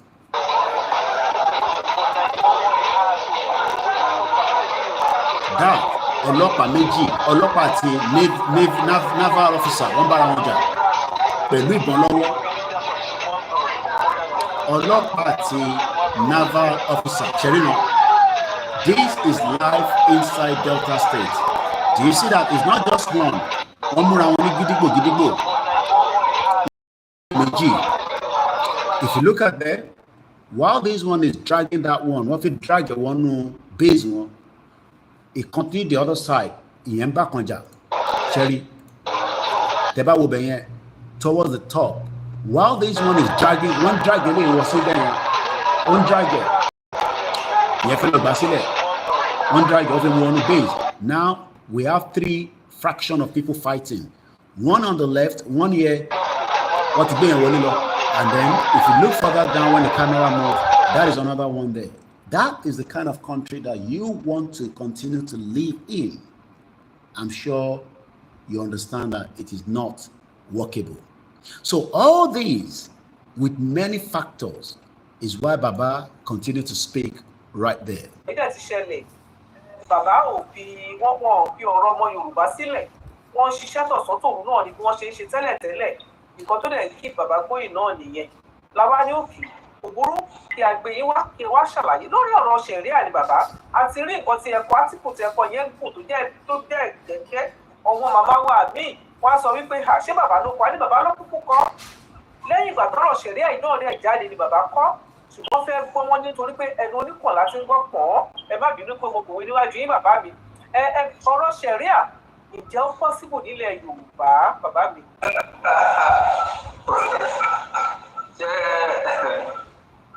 Ǹjẹ́ a lè mú ọkàn àgùntàn káwá gbé sọ́kàn ọmọ èèyàn ká ló ń kù? Kò lè ṣeé ṣe. Ká lọ ṣe operation ká yọ ọkàn ọmọ èèyàn ká fi dípò ká fẹ́ ìwádìí ewúrẹ́ àti àgùntàn káwá fi dípò ẹ̀ṣẹ́ ò lè ṣeé ṣe. Àwọn tó ń ṣe ṣàríà they are a particular kind of country. We are a different kind of country. Àwa Yorùbá kì í ṣe irú wọn rárá. Ẹni tó bá ń gbọ́ gbogbo nǹkan tó ti ń lọ láti ní ọ̀sẹ̀ kan àbọ̀ wọ́n ti gbé lẹ́tà Sultan of Sokoto wá pé dáadáa àwọn ẹ̀yìn Yorùbá gbọ́dọ̀ ṣe kí ló dé tá fẹ́ dá sàríà sílẹ̀ ní Èkìtì tẹ́ ò gbà kí ló dé tá fẹ́ dá sàríà sílẹ̀ ní Ọ̀yọ́ State tẹ́ ò gbà ẹ gbọ́dọ̀ pa ní ẹgbẹ́ Sultan sọ nìyẹn. It's funny.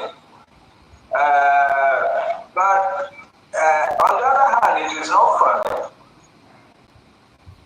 Àwọn Fúlàní they have resolved to themselves pé wọ́n máa kọ́ka gbogbo àwọn tá a ṣe Fúlàní ní Nàìjíríà wọ́n máa lé wa kúrò lórí ilẹ̀ wa àwọn tí ò bá ṣe é lé kúrò wọ́n máa exterminate wọn pátápátá gbogbo Nàìjíríà wá ní Fúlàní land wọ́n wá pé gbogbo Fúlàní tó wà ní West Africa Central Africa ẹ máa bọ̀ Nàìjíríà ìlú tó náà fún yín lélẹ̀ lórílẹ̀‐èdè tara yín láti bẹ̀rẹ̀ ayé Ọlọ́run tó wá fún yín ẹ máa bọ̀. So Fulani does not have their land, but they're looking for somewhere cozy, somewhere nice, somewhere where they can bring in their terrorism and infiltrate and kill many innocent Yoruba people.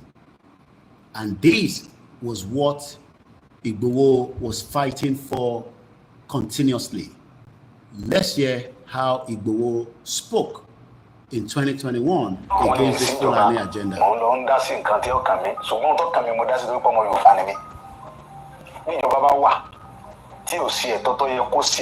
Fún aráàlú tí wọ́n dìbò fún tó jẹjọba lé lórí tíjọba bá wà tí ààbò bá sí fún aráàlú tó ló ṣèjọba lé lórí aráàlú dìbò fún ẹ.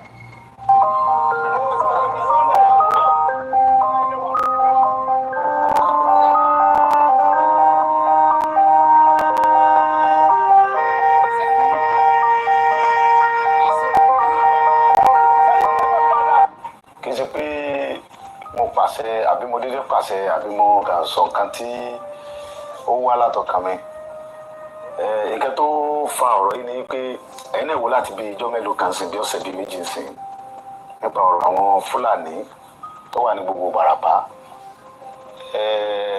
ẹ wo dókítà wa Dr. Fatai PhD dókítà ọmọ Yorùbá tó kàwé tó gbóyè ó wá lọ sí òyìnbó ní àìní ọdún ọlọ́sísẹ́ ó wá dé okòó dé ó wá lọ lu bàbá ẹ̀ ní gàngàn ó dá oko àgbàdo. Ó dá oko, ó dá àgbàdo, and this is how, and similar to how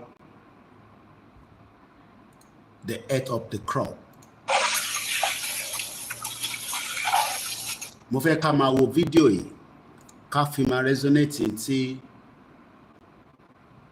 Olóyè Igboho ń sọ níbí báyìí.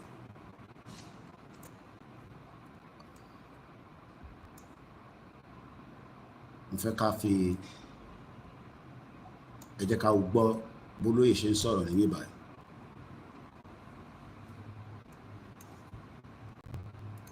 Ẹ̀gẹ́, èso, oríṣiríṣi nǹkan, soya beans, ó dẹ̀ gba ọmọ wa ní gàngán bẹ́ẹ̀ náà sí bẹ̀rẹ̀ pẹ̀tẹ́ táwọn bá ṣiṣẹ́. Fúlàní wa jẹ oko ẹ̀, ó wá gbéra láti lọ bá àwọn Fúlàní sọ̀rọ̀, láti lọ bá Sẹ́ríkì Fúlàní pé ẹ wá wo ohun tí àwọn ọmọ yín ṣe lórí oko mi kò yẹ kó rí báyìí lórí ilẹ̀ bàbá mi. Wọ́n dẹ̀ dé lókun bẹ́ẹ̀ náà. And since Igboho said this in 2021, nothing has changed yet. It has even become worse.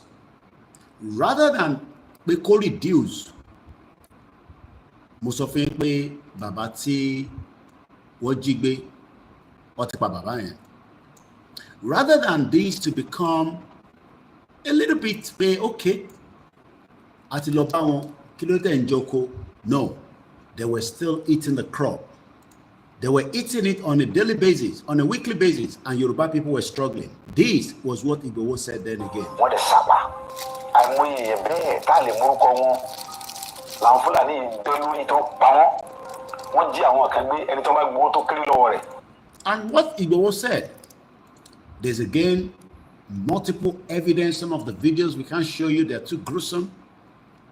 But one thing is that many people expect that the government of the day would do the needful to stop it. But this man told us something. Every one of us must rise up. The armed forces are not neutral. They collude. They collude. They collude with the armed bandits. They kill people, kill Nigerians. They facilitate their movements. They cover them. If you are depending on the armed forces to stop the killings, you will all die one by one. Since nobody wants to die one by one, someone decided to challenge them. Someone decided among all the Yorubas to say, no, this cannot happen in Yoruba land. Níjọba bá wà tí ò sí ẹ̀tọ́ tó yẹ kó ṣe fún aráàlú tí wọ́n dìbò fún tó jẹ́ ìjọba lé lórí. Tíjọba bá wà tí ààbò bá sí fún aráàlú tó rú ìṣèjọba lé lórí, aráàlú dìde fúnra ẹ̀.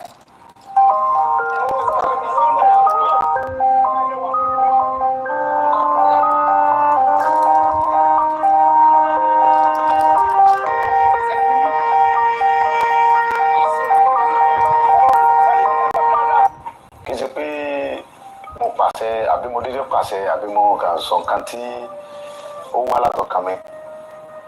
Nǹkan tó fa ọ̀rọ̀ yìí ni pé ẹ̀yin náà wò láti bí ijọ́ mélòó kan sí bí ọ̀sẹ̀ bíi méjì sí nípa ọ̀rọ̀ àwọn Fúlàní tó wà ní gbogbo Ìbàràpá.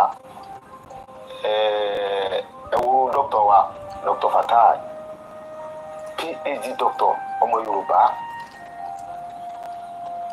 tó ọkàwé tó gboyè. Ó wá lọ sí òyìnbó ní àìní ọdún ọlọ ṣiṣẹ́. Ó wá dé oko dé. Ó wá lọ lu bàbá ẹ̀ ní gàgà. Ó dá oko àgbàdo, ẹ̀gẹ́, èso, oríṣiríṣi nǹkan, soya beans. Ó dẹ̀ gba ọmọ wa ní gàgà bẹ́ẹ̀ náà sí bẹ̀rẹ̀ pẹ̀tẹ́. Táwọn bá ṣiṣẹ́. Fúlàní wá jẹ oko ẹ̀. Ó wá gbéra láti lọ bá àwọn Fúlàní yìí sọ̀rọ̀, láti lọ bá Sẹ́ríkì Fúlàní pé ẹ wá wo ohun tí àwọn ọmọ yìí ṣe lórí oko mi, kò yẹ kó rí báyìí lórí ilẹ̀ bàbá mi. Wọ́n dẹ̀ dé lókun bẹ̀ náà. Wọ́n dẹ̀. Dr. Fatai Aborode visited Igogon in Oyo town, and here is what I found about his death. That is the man that Igboho stood for. Ilakona ni wọ́n jọ kọ. And if you look at Igboho face, Baba Fatai Aborode, I met him when I traveled with Chief to Igogon. Ilakona ni gbogbo wọn jọ kọ. But because Yoruba people do not understand the threat that Igboho stopped, that many others refuse to speak up to. Sapa, àìmọye èèyàn bẹ́ẹ̀ tá a lè mórúkọ wọn làwọn Fúlàní gbé lórí tó pa wọ́n. Wọ́n jí àwọn kan gbé ẹni tó máa gbowó tó kéré lọ́wọ́ rẹ̀. Wọ́n gba 7 million, wọ́n gba 10 million, wọ́n gba 11 million. Lórí ilẹ̀ bàbá wa, ọ̀rọ̀ yìí kò mí ó bà mí lọ́kàn jẹ́ gan. Tá a bá torí pé tó Ọlọ́run gbà wá wa, àwa ará àwọn ọmọ tí ń tẹ̀lé wa tó ń ṣààbò fún wa, àwọn tí ò lẹ́yìn tí ó tẹ̀lé wọn kọ́ ìdí nìyí tó mú mi lọ síbẹ̀ yìí. Ìgbà tí mo dẹ̀ débẹ̀, ohun tí mo lọ fún ni pé láti lọ bá a. Ṣùgbọ́n tí ń ṣẹlẹ̀ yìí lórí ilẹ̀ wa sọ́dà ẹ ti ń gbé pẹ̀lú wa, a lè fàyè gba yín, a bá yín jà, a ṣe kẹjọ jàmbá fún yín. Ọ̀rọ̀ yìí ni mò ń bá Sẹ́ríkì sọ̀rọ̀ làwọn ọmọ rẹ̀ yọ̀ mọ́ sí mi. Mo gba ìbọn yẹn lọ́wọ́ ìkan yọ àáké àgbà, ìkejì tó yọ ìbọn mi. Ìyẹn ti ẹ̀yìn ẹni bá wúlò fídíò yẹn tó ra fídíò wọn, ó yin ìbọn yẹn sí mi kí n tó lọ́bọ̀ yẹn mọ́ lọ́wọ́. ẹ bá gbọ́ fúnlẹ̀ pé ìbọn bẹ̀rẹ̀ sí dáhùn bẹ́ẹ̀ wọ́n yìnbọn sí mi bẹ́ẹ̀ kí n tó ga ìbájà wa ìjókòó yìí tí n bá bájà wa ẹ̀ ní dúró tẹ́ ẹ̀ bá ti wá lè wá àtúnṣe sí ọ̀rọ̀ jíjígbé àti pípa àwọn ẹ̀gbọ́n wa àtàwọn àǹtí wa àwọn bọ̀dá wa àtàwọn ìyá mi àtàwọn bàbá mi tẹ́ ìdí wọn olùkọ́ mọ́ yìí o ó fẹ́ sàkẹ́ fún ilẹ̀ bàbá wa ọ̀rọ̀ náà ń fà yìí sọ̀rọ̀ ẹ̀sìn kí sọ̀rọ̀ já àwọn ẹgbẹ́ wọn fẹ́ pa àwọn mùsùlùmí kílọ̀kàmíkà mùsùlùmí kílọ̀kàmíkà kírísítẹ̀ kílọ̀kàmíkà gbogbo táwọn nídìí kankan àlàáfíà Yorùbá ni mò ń wá mi fẹ́ kankan bẹ́ẹ̀. Peace. Ìgbòho ní òun wá àlàáfíà ilẹ̀ Yorùbá ṣó parọ́.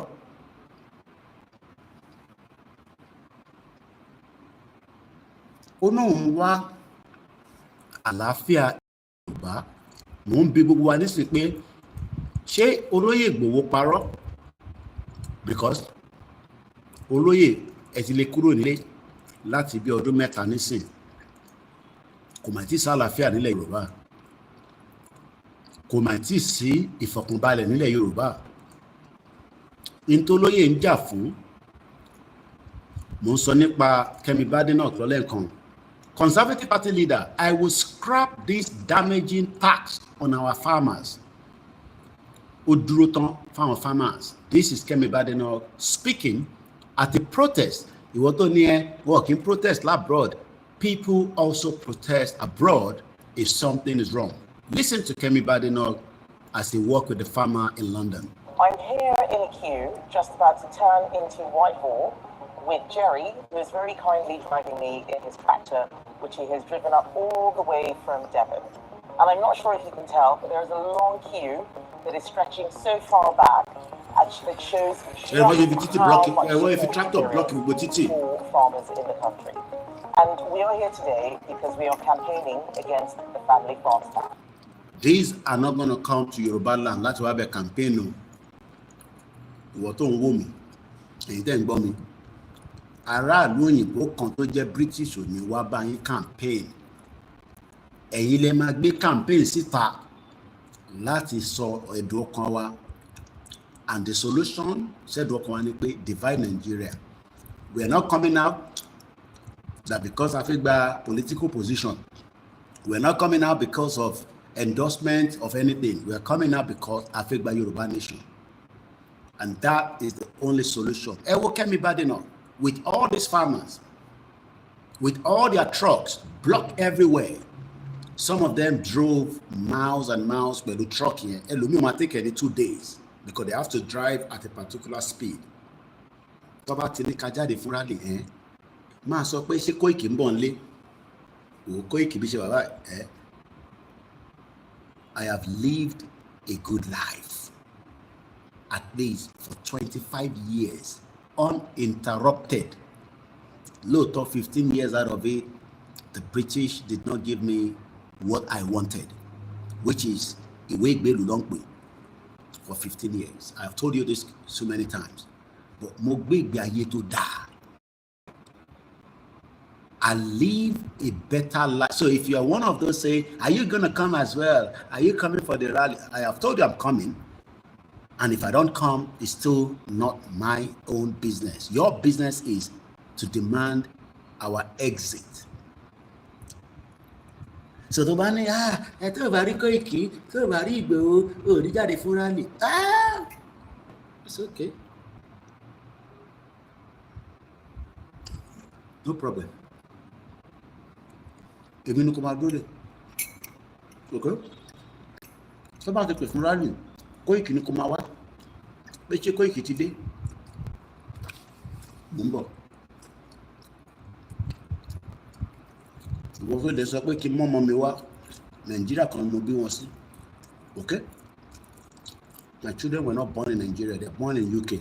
The British passport. Wọ́n ní Nigerian passport. Ìyá wọn ó refuse kó gba Nigerian passport fún wọn. British passport ló wà lọ́wọ́ gbogbo wọn. So mo ń bọ̀ máa ra tíkẹ́ẹ̀tì fún wọn ṣùgbọ́n màá ní kí grandma fún mi lówó màá wá ra tíkẹ́ẹ̀tì màá kó wọn bọ̀ nílé torí mo fi wá satisfy ọmọ Yorùbá àbí mo ń bọ̀.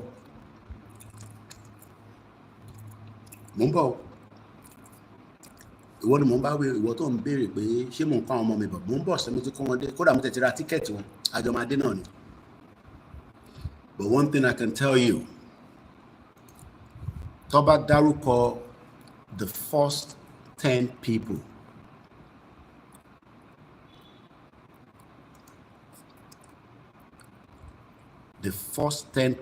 after the rally has been called.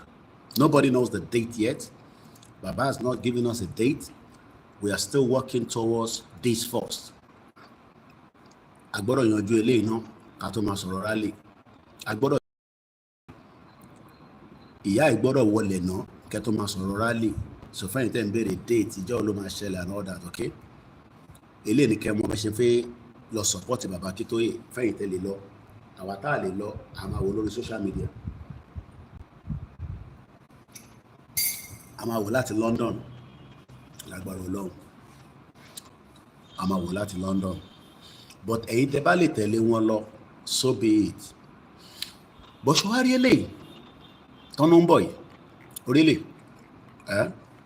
torílẹ̀ torí arákùnrin tó ń rí torí bọ̀bọ̀ tó ń rí picture tí mo yà ní close to Tunde Motors lélẹ̀. Ṣé Tunde Motors lẹ máa ń pè bẹ́ẹ̀ ní Benin?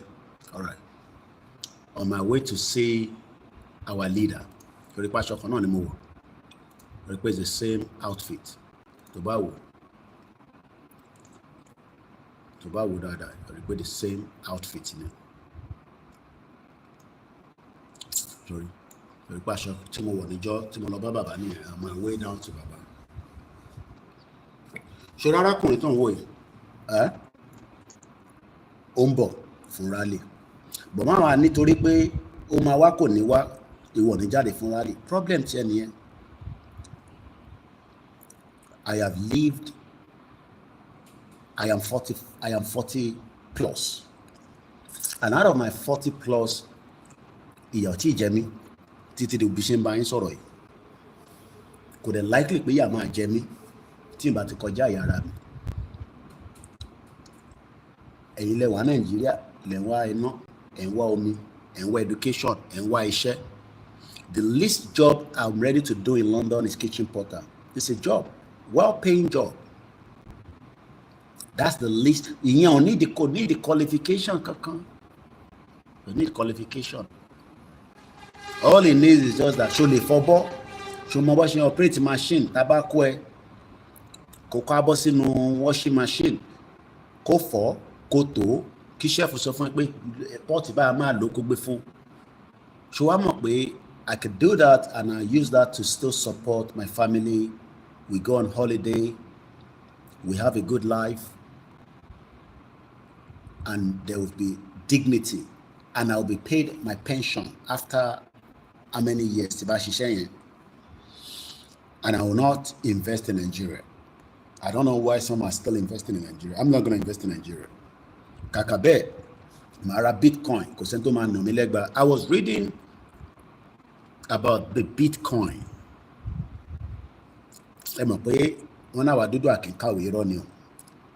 I took my time to read in depth about the Binance. It's so cool for Nigeria. Social media, Nigeria, in 1990. Because I thought in 1980, Nigeria need that. The Baran Baba thought in 1950, 1940, 1930. They are going into their old age. Nigeria,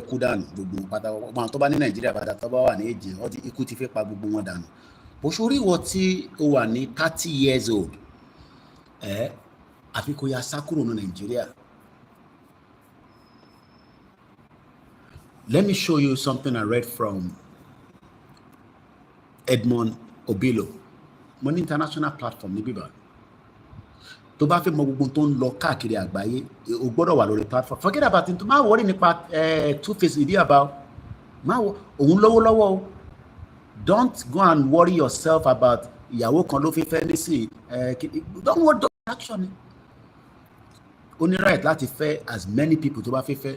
Má jẹ́ ká yé tiẹ̀, má fi worry nípa Two-Face. Owó wà lọ́wọ́ ẹ̀. Wá gbélé Edmond Obilo. To buy the long with Dele Momodu, akọ máa kó sínú inú ìrònú ni. Délé Momodu kò ní bá yín jáde torí pé ó náà ti jàjà tiẹ̀ nígbà nàdẹ́kò tàbí tí wọ́n fi pa òun náà, and he was lucky. He went on exile, ó bí àwọn ọmọ ẹ̀mí kan síbẹ̀, and eventually àwọn tó ní British passport ní gbogbo wọn. Let me read this to you kó lè mọ the damage that Nigeria has done on the lives of many of us. tó náà ń dúró de Koiki pé kó wá lead rally àti Ìgbòho kí gbogbo àkàmájọ jáde tán ká máa dúró de lóyè Ìgbòho táwọn ọmọ wà ní Germany tó ń gbádùn ayé ẹ̀. Let me read it to you. This was posted kó lè mọ̀ pé mo current in tó ń lọ lágbàáyé, mo ní team, mo ní strong team that kò sí tó ń lọ. I am online 24/7. Tí bá sùn gan, I am still online. And I can bring everything out that can reflect Yoruba nation. Ìyàtọ̀ tèmi àtàwọn platform to go into deep research. Kí tó wá bá yín sọ̀rọ̀. Àárọ̀ ẹ̀ ni mo ṣe píkélé ẹgbọ́n kan tó sọ. Edmond Obilo, ẹ ṣáà mọ̀ Edmond Obilo. Òun ló interview Bísí Àkàndé àti bàbá Mọ̀tẹ́kùn yẹn. Tí bàbá Mọ̀tẹ́kùn yẹn general yẹn sọ fún wa brigadier tó ní tó bá ń dúró de government ikú pa ẹ́ dànù. Bọ̀ jẹ́ ká kan tó sọ. Mo fẹ́ wá mú pointer kan já based on tí mo ti ń sọ bọ̀ látẹ̀ nǹkan. As a radio man, I spend a lot of my time connecting with my listeners. While waiting in this lobby, I took a moment to catch up on some WhatsApp messages from those who tune in to my show, State Affairs. One particular message stood out and it resonated. Òyìnbó yẹn mo fẹ́ ká lọ wo meaning ẹ̀. I gotta close down few of my, I still want to talk about Yugoslavia, but I gotta close down few bit and bit so that mo bẹ̀ wá, mo tún fi àsìkò yìí, as always, ilé-iṣẹ́ níbí báyìí, I need the ìrànlọ́wọ́ yín gan.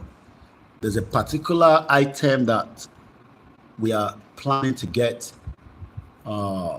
as part of our àtìrà laptop. Àwọn tíìmù alátànà kódà èyí tí mo ránṣẹ́ ó sùn over ni. Ó sùn over.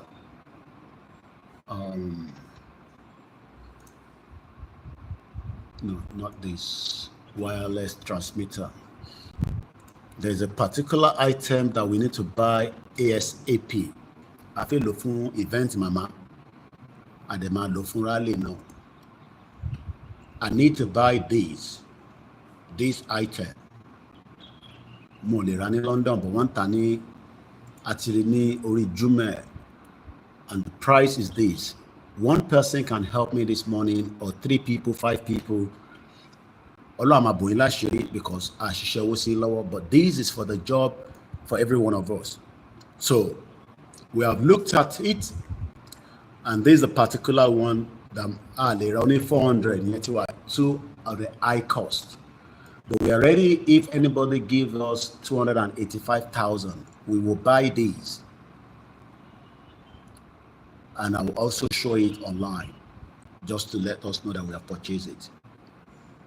It will be good for us when we are transmitting at the burial, because we struggled during Igboho's mother's burial, but this time around I have a struggle. That's why we are preparing well in advance and preparing to make sure that everything goes. And like I said, I have recalled every team member to return back home. They're preparing for the rally, and they're also preparing for the burial. So in Tolomba Buku, 10,000, 5,000, or one person, if we have extra, I will also get some other stuff, because media needs money continuously. So mo bẹ̀ wá, gbogbo tẹ́ bá gbọ́ fídíò mi, tẹ́ bá need account number mi, because sometimes àwọn tó máa ń lo fídíò wa, àwọn èèyàn máa ń béèrè Koiki account number, because kò ń ṣe gbogbo èèyàn ló wò mí láti bíbá, àwọn kan wò wá from our broadcast, from other platforms, and we appreciate. So the first bank account is 3096808848. First bank. Ẹ̀yin tẹ́ bá ní Opay yẹn lọ́wọ́ ó ń ṣiṣẹ́. Ẹ̀yin tẹ́ bá ní Kofi, ẹ lè send it through it. email musakalam1@yahoo.com. And I think that's about it. And the bad any pounds account me lower eleban fisible. Kò sówó tẹ́ send tí kò ní wúlò tá fi ṣe so many things. All this is not for the purpose of me. It's just to make the production easy for us. Etira camera, etira this, etira that. I've sent those home, and like I said, up to yesterday, the team and tomorrow I won't give location. I had to sleep over kò lè padà lọ sí base because parí iṣẹ́ tí mo ní kó ṣe do the testing. So what I should need is this transmitter and few other things that I can't mention online, but but the most important thing is the media needs your help. Láti fi ṣiṣẹ́. But lórí pé Edmond Ebilo tí mo sọ lọ kí n tó padà sọ́dọ̀ sórí arákùnrin tó ń wò yìí forget it.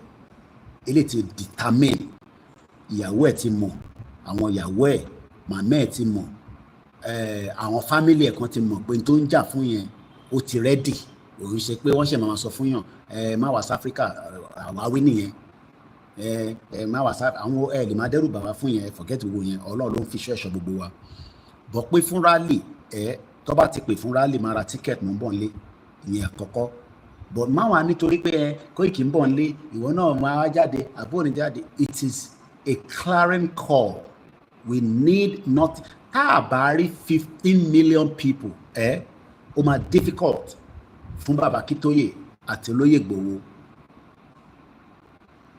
And I know why I'm saying that. I will not go into all the details.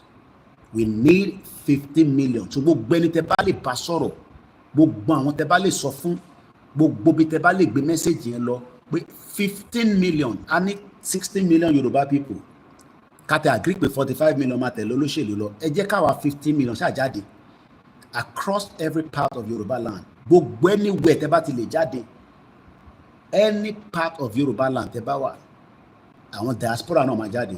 But tó bá wá ní tó bá rí Ìgbòho ò ní jáde, tó bá rí Koiki tí bàbá Akíntóyè bá ti announce today, ọmọ forget it. Àwa kan ti escape. Kí Nàìjíríà tó dé stage yìí àwa ti escape ni mo sì wá ti gbé àwa kan sá lọ. Because I remember when my elder sister traveled. Òun ló kọ́kọ́ travel kémi tó tẹ̀lé wọn. My elder sister finished at Federal Government Girls College Ọ̀yọ́. Kó lè bá mọ̀ pé family tó ń jà yìí kò ṣe family olóṣì. So tó bá wá ń dúró pé ó dìgbà tí family olóṣì kan máa wá support ẹ, family olóṣì kankan ní support, a fẹ́ elevate ara wa ni. Tó bá ń dúró pé àwọn ọmọ olówó kan máa wá support yín, forget it. Ọmọ Kọ́yọ̀ ní jáde, àwọn ògbàdúrà kí Nàìjíríà kò pín number 1. Àwọn ọmọ Ọ̀tẹ́dọ́lá ò ní jáde, DJ Copy ò ní jáde, Davido ò ní jáde, Wizkid ò ní jáde. Sórí àwa tí à ń jẹ yẹn tá mọ̀ pé yà ń jẹ wá yẹn, ẹ jẹ́ káwa kóra wa jọ ká jáde. Gbogbo wa náà la máa wá gbádùn ẹ̀. Olówó máa wà, middle class máa wà, bọ̀ kò ní sí tálákà nílẹ̀ Yorùbá. Gbọ́ mi yé, olówó máa wà, middle class máa wà, but a máa elevate poverty ní gbogbo ilẹ̀ Yorùbá, and it is possible. Ẹ má bínú pé I'm just moving point because bó ṣe wá sí mi lọ́kàn. China, ẹ jẹ́ ká lọ wò, ṣé poverty wà nínú China? China has almost eliminated extreme poverty, but some people still live in poverty as measured by the World Bank upper middle income country poverty line. Upper middle class. Àwọn ní middle class mo nínú Nigeria nísìn. I don't know whether some of you understand that. Kò sí nǹkan tó ń pè ní middle class. Middle class ti eliminate tipẹ́tipẹ́. So what you have is you have the extreme rich and poor. Extreme rich and poor. In 2021, 17% of China's population live on less than $6.85 per day, according to the World Bank. In 2020, China announced that it had eliminated poverty nationwide. In 2022, China had lifted nearly 800 million people out of poverty since 1980. So the Nigeria was a country to máa pọ́nlé. we are only 200 million, and we cannot elevate poverty for the people. You know why? Because we have multiple stakeholders, alien. Nigeria.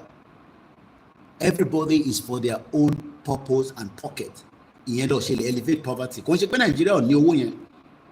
Kò ṣe pé kò ní resources. Kò ṣe pé kò ní àwọn tó ní intellectuals. But Igbo fẹ́ jẹ́ kí Yoruba progress. Yoruba gan fẹ́ jẹ́ kí Igbo lọ. Hausa fẹ́ control gbogbo wa. Fúlàní sọ fún Hausa pé ó tó bẹ́ẹ̀. Àwa la nílẹ̀ yìí. Allah ti fún wa ní ilẹ̀ yìí. Just as Baba Kito is saying. Ẹ̀ka tó padà sọ́dọ̀ Baba lẹ́ǹkan sí. Wọ́n dẹ̀ ti ń pààyàn nílẹ̀ wa láti 2015, 10 full years now. Wọ́n ní wọ́n ti ń pààyàn since 2015. Òkú láṣìírí lánàá. Now, because I'm going to go back there, mo fẹ́ ká tètè ka Edmond Igelo ká tó move away from there. As a radio man, I spend a lot of time connecting with my listeners. While waiting in this lobby, I took a moment to catch up on some WhatsApp messages from those who tune into my show, State Affairs. One particular message stood out and it resonated deeply with me. The listeners expressed frustration, stating that he is tired of hearing my messages of hope and promises of future prosperity. Did you hear that? Just like many of you, the politicians are good at that. There is future, there is hope. Hope in Nigeria, everybody will be fine. Don't listen to them. Don't let us break up this country. This country is a beautiful country. It's nice. Yes, every part of Nigeria is a beautiful place. The northern part of Nigeria is extremely beautiful. I will travel down there and respect their Islamic law. But outside being part of Nigeria. Torí mo mọ̀ pé tí wọ́n bá mú mi mọ́lẹ̀ síbẹ̀ gọ́ọ̀mẹ̀ntì ni á jà láti gbà mí bọ́dẹ̀. Tó bá lọ Kánò nísìn tó bá jẹ́ ẹgbẹ́ ó rè wà nìyẹn àwo lọ nìyẹn. So mo kọ́kọ́ fẹ́ ká analyse ẹ̀yẹn dáadáa ká tó tẹ̀síwájú. Ẹnìkan send a message sí Edmond Obilo pé I am frustrated. I'm sure many of us have got the same frustration in us. Kí là ń frustrate fún? The basic things of life are not given to us. In 21st century, how many bá ló ní lórí phone? Báwo lórí ẹ̀ ṣe fẹ́ ṣiṣẹ́ pẹ̀lú other sectors? I don't have to worry that my phone are going, dead. All I just have to worry is kí ni mo fẹ́ fi phone yẹn ṣe tó máa fún mi ní income, passive income. Or kí ni mo fẹ́ fi phone yẹn ṣe láti fi communicate, láti fi bá àgbáyé sọ̀rọ̀, because we are living in a global world. Ìwọ̀n ronú bí phone bá ṣe ń lọ́lẹ̀. Ẹlòmíì tí phone bẹ́ẹ̀ bá ti ń kù méjì á pa phone yẹn. Ó fi reserve ẹ̀ títí dalẹ́. So ó fi pa yí ẹ̀ máa wá wà òkè nínú country bẹ́ẹ̀. That is the frustration. So ẹni tí wà frustrated ẹni tó send message sí. Ó ní I am tired hearing the message. Ó ní ó ti sú òun kó máa gbọ́ message of hope and promises of future prosperity. Many of us will never get that future prosperity tabashi wa nínú Nigeria. But taba gba country wa ta dẹ̀ máa gbà tí kò ní pẹ́ mọ́ nínú ọdún yìí ká máa rí àṣeyọrí tó ń ṣe àwọn 2x2 àwọn kùkùté àwọn wálé àlè olórí burúkú ọmọ àlè bomb bastard àti ìjìnlẹ̀ morilano olórí kodoro kò lè kúrò ní tọ́kì ibi tó wà wọ́n bíbà bẹ́ẹ̀ dá kó travel west Africa bẹ́ẹ̀ mi ṣe west Africa ẹ̀ wọ́n bíbà bẹ́ẹ̀ dá ni mo sọ ẹ sọ pé mo sọ bẹ́ẹ̀ cut video ìdè sẹ́ndẹ̀ sí àti wálé àlè àti gbogbo wọn black devil kò lè kúrò lamẹ́ríkà torí ọlọ́mọdé ẹ̀kọ́ deport òun torí mo rò pé ó níwèé àwọn yẹn lẹ́yìn wá ń bá sọ̀rọ̀ èmi lọ sọ́dọ̀ leader wa mo lọ kí leader wa nílé olóṣì ọmọ àlè bomb bastard èmi àti leader wa àjọ fẹ̀gbẹ́kọ̀ ẹ̀gbẹ́ ẹni kí ìjìnlẹ̀ kó travel lọ síbi tí Dúpẹ́ Onítìrí wà kó ya picture ẹ̀ kọjọ jókòó kò mọ bí òun kàn mọ bí tí Dúpẹ́ wà ẹni kí black devil kó lọ káàkiri ẹbí Wálé Àlè náà òun níwèé ó náà kó náà ti wá Nàìjíríà ẹni kó ra tíkẹ́ẹ̀tì kó wá Dúpẹ́ lọ sórí social media náà ta ti ń pariwo yẹn ìyàtọ̀ wà in tí mo bá bàbá sọ ní sí mo lè sọ fún yín in tí bàbá sọ fún mi ní sí mo lè sọ fún anybody in tí bàbá sọ fún mi personally kò ṣe sọ síta so kí la wá sọ ìyàwó yẹn lẹ́wájú kò tí mo wá àwọn méjèèjì lánàá àwọn olórí kodoro pẹ̀lú àwọn ọmọ Yorùbá tó jókòó tí wọ́n láàrin tó ní IYP Tri Nation àwọn ti gba country ẹgbà country wọ́ọ̀lì ẹlòmíì wà Nàìjíríà náà gba country lọ sí Benin Republic border ní sọlọ́pàá máa fìbọn fọ olóyè ló máa gbẹ́lẹ̀ bẹ́ẹ̀ ni bá ṣe gba ẹni wẹ̀ kọjá nínú Nàìjíríà ní sí tó bá mú mọ́lẹ̀ ní sọlọ́yè máa tó lè bá fún ọ ní ohun pẹ́rẹ́ wọ́n gbọ́dọ̀ fi mí sílẹ̀ so kí là ń sọ tọ́lọ́pàá bá mú wọn nísìn tó bá pojú pọ̀ ní tìrò lè gẹ́tẹ̀ lídà lélẹ̀ nísìn bàbá Akíntóyè àṣejọ sọ̀rọ̀ lánàá àwọn kan pè mí lánàá bí ṣe connect bàbá Akíntóyè mọ́ kọ́ọ̀lì yẹn lẹ́sẹ̀kẹsẹ̀ ni bàbá Akíntóyè gbé kọ́ọ̀lì yẹn lẹ́sẹ̀kẹsẹ̀ wọ́n connect mọ́ kọ́ọ̀lì yẹn I don't have to go into all the details ẹ̀yin oníyé ẹ̀yẹ wọ́n wà wáyé tán wò mí báyìí tán wà tẹ́lẹ̀ ẹ̀ ń support ìdúpẹ́ mo wà lọ program wọn lánàá àwọn olùsí kẹ́lẹ̀ bá mọ̀ pé tòótọ́ ni mo sọ mo ń bọ̀ mo lọ́wọ́ ìjìnlẹ̀ lánàá mo kàn rẹ́rìn olórí kodoro ó ń sọ̀rọ̀ United Nations United Nations ìyẹn normal nìyẹn but on the ground gangan ni òun lélẹ̀ gbogbo tí mo wo kíní bá ṣe fẹ́ lo transmitter yẹn so mo bẹ̀ wá ìjọ ó ní 5,000 ní 2,000 ẹ jẹ́ ká ra kíní ẹ má ká jẹ́ kó pẹ́ ju ọ̀sẹ̀ yìí lọ tí bá send owó sáwọn ọmọ yẹn wá order wá deliver fún wọn because I need them mo bẹ̀ wá ni now mo fẹ́ lọ mú bi tí ṣẹ́rí wálé àti ṣẹ́rí pékélé ṣẹ́rí mo kàn wọ́n wà relevant ṣẹ́rí jìnlẹ̀ I don't have to play the video kọ́ máa lọ gbé fídíò mi wálẹ̀ ṣẹ́rí pé àwọn méjèèjì nìyẹn ṣẹ́rí pé wálé àdé nìyẹn lókè ìjìnlẹ̀ nìyẹn mo kàn rẹ́rìn ètò mi ìlera lọ́rọ̀ apá kìíní ṣé yẹn lẹ́fẹ́ fi gba ìyẹn ló ń ṣe 6 hours lé lórí ìjìnlẹ̀ lórí korodo tó wà Turkey kò níwèé bó ṣe wà yẹn wọ́n rìn ní ìwé ẹ̀ ní bí every 6 months wọ́n bíbà bẹ́ẹ̀ dá kó jáde kúrò ní Turkey for 1 month bó ṣe wà yẹn èmi lè kúrò ní UK for as long as I want ẹni kó lọ bá lídà wọn ẹ sọ fún pé mo ní kó lọ bá lídà wọn kó ṣeré lọ sọ́dọ̀ bí tí lídà wọn bá wà anywhere tó bá wà kó tẹ̀ra tíkẹ̀kì èmi ni wá bá lídà wa nísìn èmi àti lídà wa lélẹ́yìn náà èmi àti bàbá Akíntóyè mo dẹ̀ ṣùtún wá rí bàbá kí tó padà lọ èmi àti bàbá lẹ̀ ń wò yìí bàbá nìyẹn kò ń ṣe AI picture èmi àti bàbá lájọ dúró yìí ṣe máa kẹ́ni kankan kó máa tàn wá pé torí à ń ṣe Yorùbá nation àìtí gba country yẹn yes àìtí gba because àwọn process kan wà tá a gbọ́dọ̀ ṣe délẹ̀ kò ń ṣe process ká wá máa parọ́ fúnra wa àwọn kan náà fẹ́ fi Yorùbá nation ra lè gbowó ní tá a bá fẹ́ fi gbowó yẹn náà dà at least a máa gba country at least ìyẹn sàn ju ẹni tó náà ti gba country fún yín lọ báwo làwọn ilé iṣẹ́ máa wà lórí social media tó ń pariwo pé àwọn ti gba country àwọn méjèèjì olórí korodo yìí àwọn méjèèjì olórí korodo tẹ̀ ń wò yìí tábà bí tọ́ ilé àná wọn máa wórì àbí ṣé inú London bẹ́ẹ̀ náà tá a máa pariwo náà pa fi gba country èmi wà on the ground sẹ́ẹ̀ àwa tá a fi gba country a máa kúrò níbi tá a wà wá sílé wà wá fọwọ́ kún wọn ẹni káwọn náà wá sílé kọ́ wá fọwọ́ kún yín tọ́ba tó bẹ́ẹ̀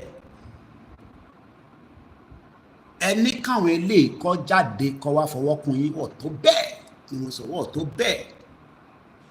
bẹ́ẹ̀ láti move an inch kúrò níbi tọ́wọ́ yẹn ṣé ẹ̀kẹ́ni kankan fún lèyìn èèyàn wa ẹ ká padà lọ sọ́dọ̀ so the future is not there according to this person ẹni tí wà frustrated ẹ jẹ́ ká kà lọ ó wá ní I often say on air Obilo ó máa ń sọ ní gbogbo wa pé 6 miles to the moon we shall reach the stars níjọ́ ò lè fẹ́ reach star jẹ́ tá bá kúrò ní Nàìjíríà ṣá o ẹ̀yin kan ṣẹlẹ̀ ẹ̀yin kan tẹ̀ ń wò mí báyìí nísìn ẹ máa compete pẹ̀lú Elon Musk. Elon Musk is a private citizen that is doing extremely well because he was able to use his talent to push his agenda for space, for this, for that. All you need is just the right government, the right country to support your vision and bring you out of the cocoon. Ẹlòmíì brain ìdí tó ṣe ní problem ni pé kò rí bí lọ sí gbogbo àwọn tó ń ṣe yahoo àwọn boys yẹn they are intelligent and that's how I was able to tell you about this mumbo. Let me all right for a few minutes. Only I often say on air 6 6 miles to the moon, we shall reach the stars. But this listener shared that he can't even see the moon. Òun ò lè rí oòrùn.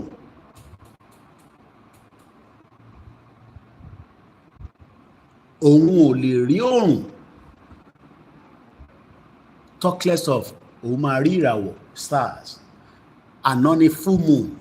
Màá post picture yẹn, mo ya picture yẹn lálẹ́ àná. Very bright. Tó bá ń wò lókè báyìí. Òbí ló wá ní òun máa ń sọ lórí ẹ̀ pé 6 miles to the moon, we shall reach the stars. You can never reach let me put it this way. You can never fulfill your dream while we are still one Nigeria. It's possible. It is never going to be possible, and you cannot. Now, let's go further. He said he has had enough of Nigeria and is considering leaving. Ìyẹn ni tó send message sí Edmond Obilo. Ó ní ẹni yẹn sọ pé, ṣe rántí pé ẹni yẹn kọ́kọ́ ní, the listeners expressed frustration, stating that he is tired of hearing the message of hope and promises of future prosperity in Nigeria. Ó ní ẹni yẹn wá sọ pé òun ó ti dé gògògóńgò. Ó ti ń consider pé kó fi Nigeria sílẹ̀. Is now considering leaving Nigeria. Ṣé gbogbo àná la máa leave Nigeria, leave Nigeria, leave Nigeria?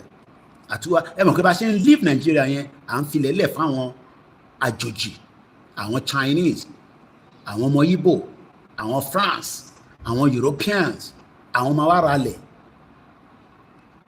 àwọn àǹtalẹ̀ fájòjì nílẹ̀ Yorùbá. Àwọn ọmọ Igbo àwọn yẹn wọ́n ti mọ̀ wá dáadáa pé aláìkò owó ọkàn ralẹ̀ ń ti wọ́n ní à ń talẹ̀ fún wọn. Àwọn Haúsá àwọn yẹn náà ralẹ̀. Fúlàní àwọn tẹ̀ ralẹ̀ àwọn ń gbalẹ̀ ní ajagun gbalẹ̀ làwọn. Àwọn Chinese gbogbo Ogun State pátá lọ́nà tira. Tó bá tira wá fẹ́ǹsẹ̀ àmọ́ tó ń kó nínú ẹ̀. Ìyàwó mi sọ fún mi pé tẹ́lẹ̀ wọ́n náà máa ń extract gold yẹn nínú Nàìjíríà. Wọ́n ní nísìn tí yẹpẹ̀ ló ń kó lọ. Tí yẹpẹ̀ ló ń kó gbogbo nǹkan kó lọ. Wá lọ máa extract ẹ̀ ní ọ̀dọ̀ wọn lọ́hùn. Edmond Obilo wá ní, I have been reflecting on how to respond, but I find myself at loss for words. What do you think I should say to him? Àwọn ilé náà mọ̀ pé Nàìjíríà gbọ́dọ̀ pín ní, but inú Nàìjíríà ló wà, so ó gbọ́dọ̀ wà extremely careful láti mọ tó máa sọ. Ẹ fi pé gbogbo àwọn tó ń ṣe radio journalist àbí radio blogging àbí kí ọmọ gbogbo wọn mọ̀.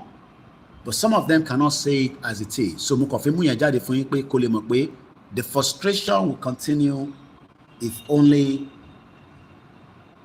you allow it to do. But if I stop it together, 15 million of us on the street, it will be very difficult for them. So let me say, I think it's just about 150 pounds. I can get this as quickly as possible. So I'll leave it like that. Now, let's go back here one more time.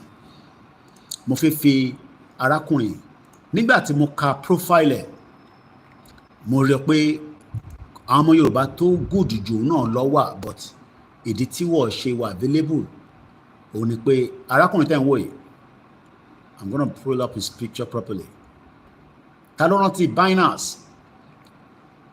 Ẹni tó èmi gan tí ka tán, but ibi tí mo kà dé ṣẹ́ríbóyegun ìdí tó ṣe máa ń sọ pé àṣírí inú ìwé ló máa ń fi sí, because tàbá ní kéèyàn ka ilé ní sanáwọn ní time, but nínú ẹ̀ lẹ ti máa rí àṣírí. I'm not going to go into all the details, but from what I have read so far, wọ́n ní the untold story of a crypto crime fighter descent into Nigerian prison. Ṣẹ́rí bọ̀bọ̀ tẹ́ ń wò yìí tọ́ba ní very highly intelligent man, ọmọ Albania ni, ọmọ Albania, but 9 years old ló ti gbé lọ sí America. So kí lè respect tó máa ṣẹlẹ̀, ó di ẹni tí ó ti great nínú field ẹ̀. Kò sọmọ Yorùbá tí kò great nínú field yìí, but Nàìjíríà ni kò jẹ́ kí ògo yẹn kó yọ. Ṣẹ́ríjọ́ tá bá ti gba country wa ògo wa máa búyọ. Ó máa dàbí àtẹ́ pé ẹ máa wò pé níbo ni ògo yìí wà látijọ́ ẹ̀. I will give us part of what this man has done that is an asset. Àtọ́báníyàn assets America kò ń ṣe asset àwọn Tinubu. The kind of crime is able to resolve pẹ̀lú àwọn tó ń jalè Bitcoin. He worked in what they called IRS tax ní America. Kó tó di pé wá resign, kó tó wá employer as a Binance kìíní kan. But it's a long story, but I'm just going to give us a bit background. So ma omit àwọn kankan, but orúkọ ẹ̀gan, I think Gambayan, àkọ́ sọ pé Gambayan is a 39 years old. Ìwọ tó ń gbọ́ tó ń wo mi nísìn, ìyàn mélòó lọ́mọ 39 years old lórí platform nísìn? I'm sure many of you are 39 years old. Ọmọ 39 ó ṣe wà ní ojú ẹlẹ́gbà. Òun wá bó ṣe máa tọrọ owó. Ọmọ 39 years old. Òun ṣe ẹ̀ ló sà, ẹ tẹ̀mí mọ́lẹ̀ sà. Ìwọ ọmọ 39 years old. O tí mọ wọ́ òtún sósì. À ń sọ fún ẹ pé Nàìjíríà ló ń ba ayé wa jẹ́, òun ní ká ṣọ́tọ̀. Arákùnrin tó ń wọ̀ 39 years old tó bá gbọ́ award tó ti fún l'Amẹ́ríkà fún iṣẹ́ ribiribi tó ń ṣe, orí ẹ̀ máa burst. Díẹ̀ nǹkan díẹ̀ fún ẹ̀ ń bọ̀. Gambaya is a 39 years old Armenia America. Jẹ́ kọ́kọ́ béèrè pé ìlú wo ló ń pè ní Armenia? Torí ìyẹn la máa fi máa ní understanding pé kí ni purpose táwa fi ń sọ pé a fẹ́ wà ní wọn Nàìjíríà. Ẹ jẹ́ ká kọ́kọ́ tẹ̀lé kí ni population àwọn Armenia? Gbogbo population wọn is 3 million. Àbí mo wrong? Ẹ jẹ́ ká túbọ̀ confirm ẹ̀ dáadáa. Masha. Masha. Mo right. 2025 world. Oh my God, sorry. Ṣé wọ́n náà ṣàtìrí nínú screen? Ó wá ní ká máa kò fún kọ̀tà gbé dání. Ikú ò ní pa wá o. Torí àwọn kan máa ní káyé máa lo èdè burúkú bẹ́ẹ̀ yẹn. But ó bẹ́tà ká jà. Ẹ tó bá fẹ́ kú kó kú dànù. Àwa tí a bá kú, à á fi ayé lẹ̀ fáwọn tó máa gbádùn ayé nílẹ̀ Yorùbá. Torí púpọ̀ ní wa máa padà kú náà ní tá a bá gbára wa lọ́wọ́ Fúlàní. Ṣé wọ́n náà ti rí? Torí population yẹn. No, ìwọ náà rí náà, ìbọn ló wà lórí screen tó ń rí yẹn. Táà ní ká jà ká gbára wa sílẹ̀. Tó ní kí shut up. Bẹ́ẹ̀ni sáwọn Koiki. The population of Armenia is 2.9 million. Wọ́n pé 3 million. Wọ́n pé 3. Sórí ibi tí nǹkan ṣe, sórí reason tí mi sọ pé platform ibi báyìí ó yàtọ̀ sáwọn platform tó kù because èmi máa link nǹkan kan pẹ̀lú nǹkan kan. Ṣẹ́rí pọ́tọ̀ nìkan ta fẹ́ discuss, but mo kọ́kọ́ fẹ́ lọ béèrè pé ta ni arákùnrin àwa fẹ́ kọ́kọ́ mọ̀ because ọmọ ọdún 9 ló gbé lọ sí Amẹ́ríkà. But ìlú kan ló ti wá kó tó lọ Amẹ́ríkà. Ìlú yẹn ló pè ní Armenia. Armenia kẹ̀rẹ̀ as of today population was 2.9. Òun là ń wò níwájú wa yìí. The current population of Armenia, spelled Armenia, is 2,960,436 as of Thursday, 13th, 2025. Eléyìí ṣe asat last year. Asat olóko sí bíbá 13th of February 2025, based on the worldometers elaborated of the latest United Nations data. Armenia 2025 population is estimated at 2,952,365 people at mid-year. Armenia population is equivalent to 0.04% of the total world population. Armenia ranks number 140 in the list of countries and dependency by population. The population density in Armenia is 104 kilometers, 269 people per mile square. The total landmark, ilẹ̀ táwọn ní kò tójú ẹlẹ́gbà.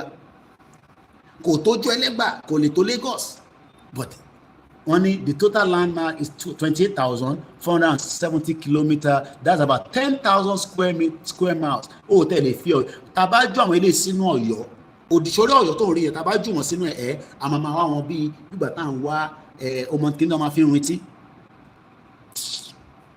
Unbelievable how our people ṣorí population wọn as at 1985. Okay, as at 1955, population one is 1.5 million. Nígbà tó máa fi gba independent, population tí one is 1.8 million. So my question is, kí ni nǹkan tó ń bà wá lẹ́rù náà nísìn? Kí ni ìbẹ̀rù tá à ń bẹ̀rù fún? Ìyẹn ni èmi ò tí ní understanding. So mo kọ̀ yà bàrà síbẹ̀ yẹn ni.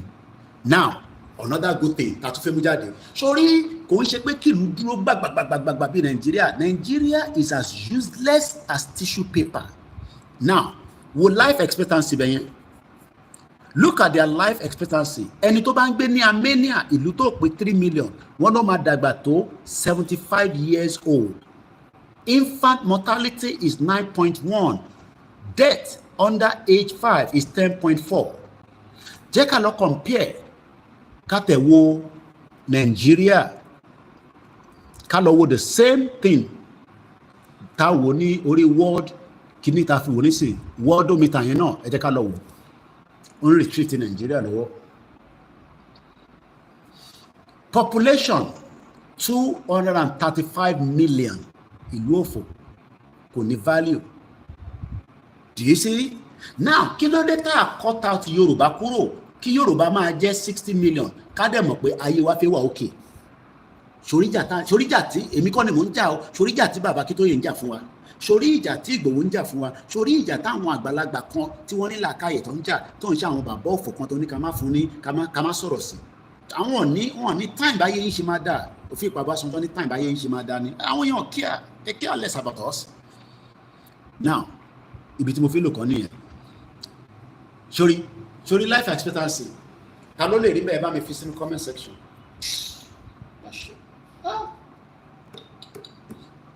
It's terrible. Okay, ẹ lè má rí dáadáa jẹ́ pé fún yín. Nigeria life expectancy is 54. tó bá súnmọ́ 55 years old kò dúpẹ́ fọ́lọ́run nínú Nigeria. Torí something will kill you which is going to be your health care. Ẹlòmíì ní àìsàn kan ní abroad in the last 30 years wọ́n dẹ̀ bá manage ó dẹ̀ ṣì wà láyé. Ó ti mọ oúnjẹ tó wù ní jẹ, ó ti mọ omi tó wù ní mu, ó ti mọ ibi tó wù ní rìn sí, ó mọ orú ìtọ́jú tó gbọ́dọ̀ fún òun, ó dẹ̀ wà láyé 30 years ó wà lórí medication labroad. Sori pé ìwọ tó ní àfikún ó ní òfekún tó bá jáde fún rally Ọlọ́run àdúrà ni Ọlọ́run jẹ́ ọ̀dàgbà tó 55 according to the life expectancy. Ó lọ́kọ sí bíbá ìbí kọ́ mo kọ́. The life expectancy of a Nigerian is 50. Wọ́n ní kò tẹ̀wọ́ 55.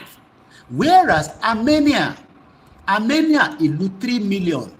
The life now èwo ló wá better nù Armenia àti Nigeria. So you are better off to relocate to Armenia because ó mọ̀ pé wà á dàgbà tó 75 years old. Ẹ jẹ́ ká lọ wo infant mortality ti Nigeria.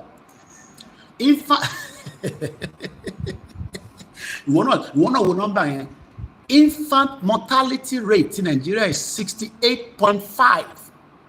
The infant death is per 1,000 live births. Armenia is 9.1. Kò tẹ̀ wọ 10. Kí ni purpose of Nigeria?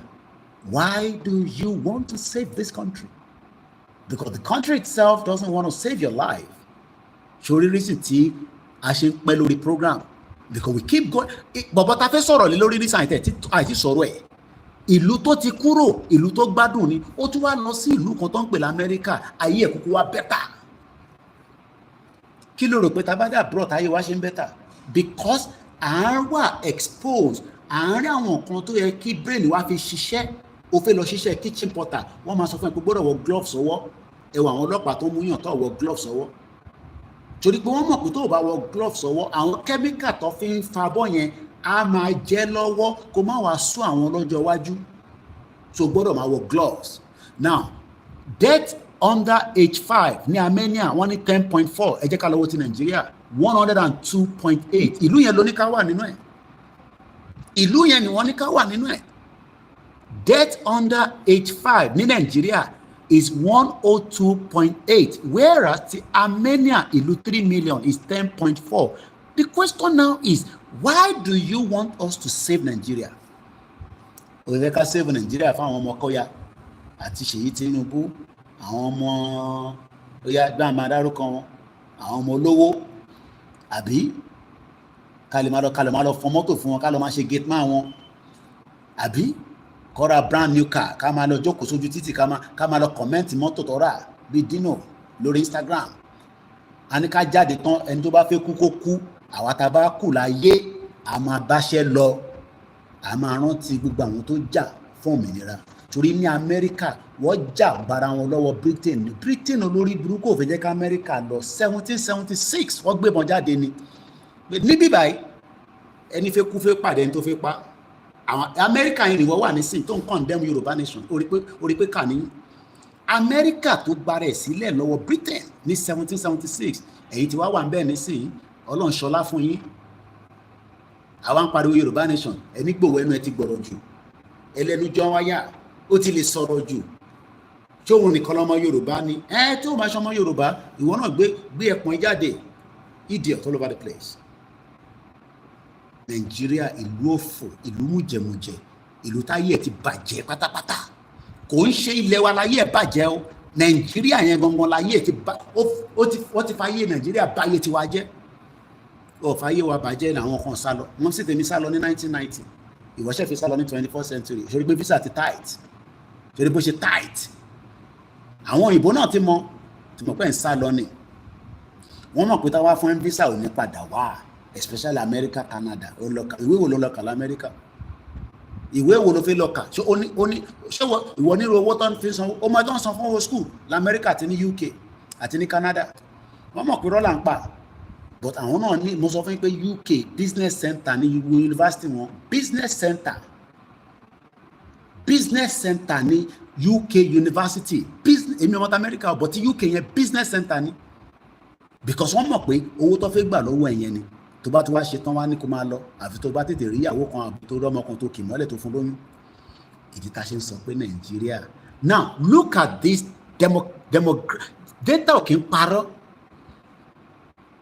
kò sí kí ló ń pe Jésù fún a sọ̀rọ̀ nípa UCH níjẹta so kí ló wá ń pe Jésù fún pé kọ́lọ́n jẹ́ pé 60 years nínú Nàìjíríà ó lè pé 6 years òbí kan tó bá sick at 54 ìjọ ẹ̀ ló máa kú dànù kò ń ṣèpè ó bá lọ mọmi pure water kó mọmi holy water kó gbé wá láti kó gbómi zemzem wá kó máa fi wẹ̀ kó máa mú kó lè àwọn kọ́kọ́ wà hospital ló gbọ́dọ̀ yanjú ẹ̀ kádùrà tó yanjú ẹ̀ Pastor Jerry náà máa ń sọ ó kọ́kọ́ gbọ́dọ̀ lọ yàyẹ̀wò kó tó wá máa gbàdúrà lé lórí ok ṣé wọ́n tí wọ́n lè test bí à ń kankan ṣe ní Nàìjíríà ló wá fi lọ sí church pé kó gbàdúrà fún ẹ church gan gbọ́dọ̀ mọ tó ń ṣe náà kó tó máa ṣàdúrà fún ẹ èmi náà máa ń wo Pastor Jerry mo dẹ̀ ń wo àwọn bàbá wa tó kù náà ni mò ń gbọ́ gbogbo program wọn. But we live in denial. A believe pé miracle kan ń bọ̀ tó máa wá gbà wá. Miracle tó lè gbà wá sílẹ̀ nísìn. Òní pé tó bá ti lu aago rally kó bọ́ta. Tó bá ti lu aago rally pé ká bọ́ta. Ọ̀gán ṣe jẹ́ kan kò ṣe jẹ́ méjì o. Wọ́n gàrí sápò máa gbé bọ̀. Ìjọ 5 la máa ṣe ni o. Ìjọ 3 la máa ṣe ni o. Until our demands are met. Àdèdàlúrú àdèbànkan jẹ́. Bọ́tọ́lọ́pàá bá wá náà ń ya wèrè ẹjẹ́ ìfìyàn sílẹ̀ tí sójà bá wá ní kúrò lójú títì ń disturb àdúgbò ń disturb kìíní kan ẹ jẹ́ ká fìyàn sílẹ̀ ìwọ ṣáà lọ dira dáadáa torí pé sójà á sọ fún sójà pé bóyá orí ilẹ̀ tiẹ̀ ló wà ní àbórí ilẹ̀ tiwa láwà àbá kankan jẹ́ o àdè disturb anywhere. Ìyẹn kan tún confirm pé lóòótọ́ ni mo sọ wọ́n ní business center ní University UK you are right Mr. Koiki they are only after British kò sí ibi tèmi gbé for 25 years alẹ́ mi ò lè lọ sí university nígbà tèmi débẹ̀ ìwọ wọn ní òde nísìnyí òde pẹ̀lú student visa òde torí o san 25% o rò pé o lè ṣe ju 16 hours lọ tó bá ṣe pátápátá wà ṣe 22 hours àbí 20 hours o mọ iye owó ilé tó máa san ó máa sanwó oúnjẹ, ó máa sanwó this, ó máa. So why expect pé kò ní owó yẹn lọ́wọ́ láti fi sanwó? Ó expect pé iṣẹ́ tó fẹ́ ṣe, iṣẹ́ tó ń ṣe yẹn pé kò kàn máa fi lọ jógẹ̀lẹ̀dẹ̀ ní club ní owó tó ń pa nǹkan sef. Iṣẹ́ tó bá ń ṣe, wọ́n expect pé tó bá dijọ́ Friday kó lọ sí pub kó mọtí yó. Àwọn ọ̀dẹ̀ nírú owó táwọn olóṣèlú olórí burúkú náà ṣe bí gbogbo àwọn ọmọ Wike, gbogbo àwọn ọmọ Saraki, gbogbo wọn lọ kàwé ní London. Fooling ourselves, a fẹ́ lọ kàwé ní London. Àwa kan lọ kàwé, afagbòrò lọ ní. Ìyẹn làwa ṣe gba visa àgbàtà rẹ̀ dán mo ní mò ń padà wálé. The rest is history. But ó take me ní 15 years kó tó dá mi lóhùn. Tí ò ní pẹ́ tó yẹn àwọn gbogbo ẹ̀yìn tẹ́ fi gbàwé ní UK, America, Ọlọ́run jẹ́ kó ṣe ṣe ní fún yín. Ẹ jẹ́ ká gbọ́ díẹ̀ nípa ti bàbá. I don't want to go more than 3 hours. But mo ti gbádùn ọ̀rọ̀ tí bàbá ń sọ délẹ̀. So lẹ́ẹ̀kan ṣe jọ mo bẹ̀ yín. Ẹni tọ́lọ́run bá bùkún fún ẹ ránṣẹ́ sí mi. Ẹ bá ń fi sákàǹtì mi. Àtújọ àti ní 50,000 kan tí yàrá kan sẹ́ǹsì mi lánàá. Tàbá rí díẹ̀ fi kún nísìn ara kìíní ilé nì so that kó lè kúrò níbẹ̀ because ẹ̀mí àwọn ọmọ yẹn ti wà níbẹ̀ pé bàbá ọ̀gá wa nídìílé mo ní ẹ má wọrí èmi ò lówó but àwo bí diaspora àbáwọn tó wà nílé tọ́lọ̀ bá bùkún fún so bó ṣe jẹ́ nìyẹn. Now ẹ jẹ́ ká kúrò ọ̀rọ̀ tí bàbá ń bá wa sọ lọ. I've opened a lot, let me close some down.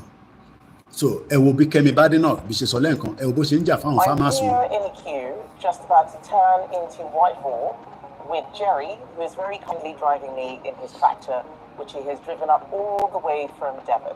He has driven all the way from Devon. Kí ni ó wá drive fún? Because ó bèrè ẹ̀tọ́ ẹ̀. Lóòótọ́ rally protest ti Europe ó yàtọ̀ sí Africa because Africa wèrè ni wọ́n tàbájáde wọ́n á yin tear gas wọ́n á yin kíní kan but ìyẹn la ṣe ní.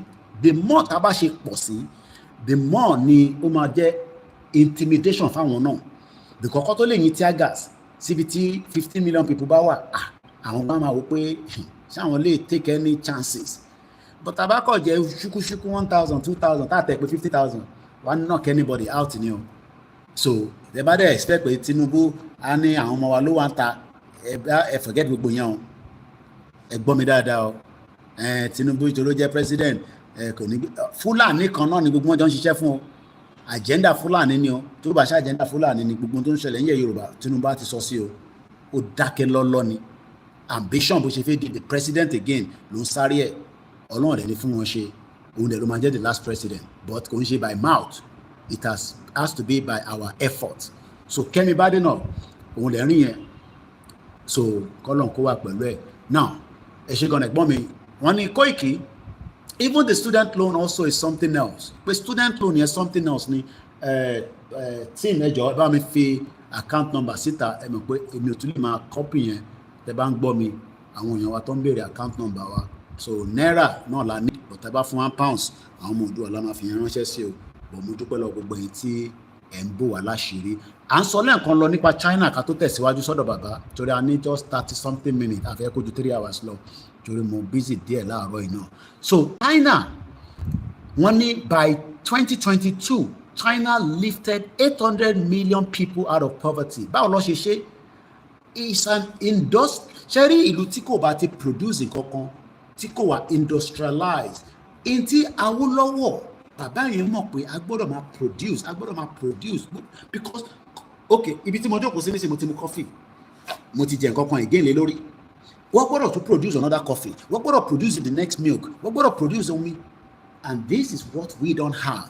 Nigeria ò ní a progressive industrialized unit bí wọn bá dé anywhere ní UK ẹ ṣe rí pocket of industry lóòótọ́ gbogbo industry yẹn náà China ló ti kó majority of ọjà wa ìyẹn ni Trump ṣe sọ pé anybody production ẹ máa bọ̀ nínú America òun á fún yín ní account bọ̀ pé kẹ́ lọ produce ní China kẹ́ gbé wá yẹn ọmọ tariff yẹn máa high and Nigeria could have taken us out of poverty especially after to dictate the crude oil. Rather, the money was spent, wọ́n náwó yẹn bígbà tẹ́ pé kò ní tán mọ́. Wọ́n sọ̀rọ̀ àwọn dolówó, àwọn wá intimidate gbogbo àwa tó kù. So these are the reasons going to me triple direct, and these are the reasons why we must continue, to ask for our right. We are asking for our right. We are not destructive, and we will continue to stand with what Baba Akintoye said. is still going to be a non-violent until Tabafiba country. It's going to be non-violent. And we will continue to say that because, especially this platform, we won't monitor it. Kò sẹ́ni kankan tó fẹ́ bank kankan jẹ́, but pé a ní jáde yẹn rọ́lẹ̀ pa. Koiki, ẹ máa announce pé a máa jáde à ń bọ̀ fún rally. A máa jáde, bàbá wa máa announce. Our rally will be done and our demands must be met. Divide Nigeria is the answer. None of our governor can stop it. None of our deputy governor can stop it. None of them. One near me, but our lamberu. So, ẹ jẹ́ ká gbọ́ díẹ̀ nípa tí bàbá sọ ká tó máa wind down ètò yìí. Ẹ jẹ́ kí n pe account number yẹn kọ̀sùn mọ̀ bí àwọn tíìmù wọn tẹ̀ bí àwọn ọ̀gbọ́n kankan rárá látẹ̀kan ni wọn kọ́ ti post ẹ̀ sórí Facebook but wọn post ẹ̀ sórí YouTube ni fáwọn tó ń béèrè. So account number yẹn 30 96 80 88 48 invite party tó tún to break yẹn ni. So ẹ jẹ́ kí n lọ crop ẹ̀ wá lórí àpò ọba mi post ẹ̀ lẹ́ẹ̀kan kí n lè post ẹ̀ ká tó bá ẹ jẹ́ ká máa gbọ́ bàbá lọ while I will be doing that anyway. ìlú tọ́ náà fún yín lélẹ́yìí. Lórílẹ̀-èdè ayé láti bẹ̀rẹ̀ ayé náà ọlọ́run ọtí bá mi post ẹ̀ ṣe. Nǹkan tó fẹ́ ṣe nìyẹn. Wọ́n dẹ̀ ti ń pààyàn nílẹ̀ wa láti 2015. Then full according to àwọn ṣe research, wọ́n ní àwọn èèyàn tó ti pa nílẹ̀ Yorùbá between 2015 àti ìgbà tí Buhari kúrò lórí ìjọba lọ́dún mẹ́jọ tí Buhari fi ṣèjọba wọ́n ti pa 29,000 Yorùbá people. 29,000 Yorùbá people. Now, these 29,000 are meant to be Yoruba people that are meant to be alive, whether they are poor, have health issues, whether they are struggling as people. Fortunately, within the last 8 years, we lost them. Now, the numbers of Yoruba people that have also died while Tinubu is in office is also growing, and it's going very fast. And we are not making this up because we don't like Tinubu. We are only worried and concerned that while Tinubu is the president, we are still grappling with insecurity across Nigeria, including Yoruba land, Southwest. Because I'm sure that we have a governor in Ogun State. While is the governor not doing enough to protect the indigenous people, the citizens? While are they not in state? Why are they not protecting people? As at yesterday, let's go back again. There was a man that was killed, I can't remember the state now, a Christian. I hope I can find it quickly. I'll talk about the Armenian guy in just about a minute, because we're pushing not in, because time meeting low by. Analysis, time Masari, Nigeria also plunged into darkness as at yesterday. Part of Nigeria plunged into darkness after the power grid collapses for the second time in 2025. Yes. So what about me should break down? That means we're talking about 3,625 people were killed every year when Buhari was in office, making that 29,000. Actually going to ignore me for the breakdown. Now, yesterday, like I said, a man died. This is it. Look at it. Boko Haram killed pastor sleeping in his bed and 2 other Christians in Nigeria. This happened more of that story, Daddy. This was on the Christian Post, Gombe State. This happened in Gombe State. Boko Haram kills pastor sleeping in his bed and 2 other Christians in Nigeria. Suspected militant of Islamic group Boko Haram killed a pastor at his home in Gombe State, Nigeria, on Sunday. Today is Thursday. That means every weekend. Remember that we talked about Ebonyi when we lost Ebonyi State. There was an attack there 2 weeks ago now by the same set of, Boko Haram. There was an attack in Ebonyi. The massacre of villagers in Ebonyi. We can't continue to live in denial. Where is President Bola Tinubu, and why is he not doing anything to stop this? I was looking for this particular story, I think 2 days ago. Something to do with ranching. I need to close. I've got so many things open, so that let's close some of those things. I don't want to close this one. I love the picture of Igboho here. So let's close this because I've got too many things open. I don't know why it's not opening. He's talking about ranching and things like that. I don't know what he's talking about. Abiodun and the French firm sustain effort towards food security. Baba, Mr. Dakwa Abiodun, governor, the first thing you should be talking about is the protection of the citizens, so that when they call it Losoko,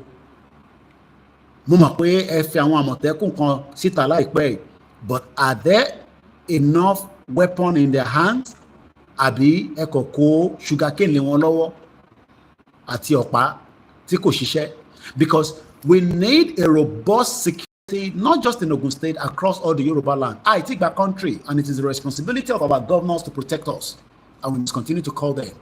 By all means available, Ogun State Governor Prince Dakwa Abiodun has been vigorously pursuing the objective of his agricultural policy to ensure sustainable food security and self-sufficient as part of the integrated development effort of his administration.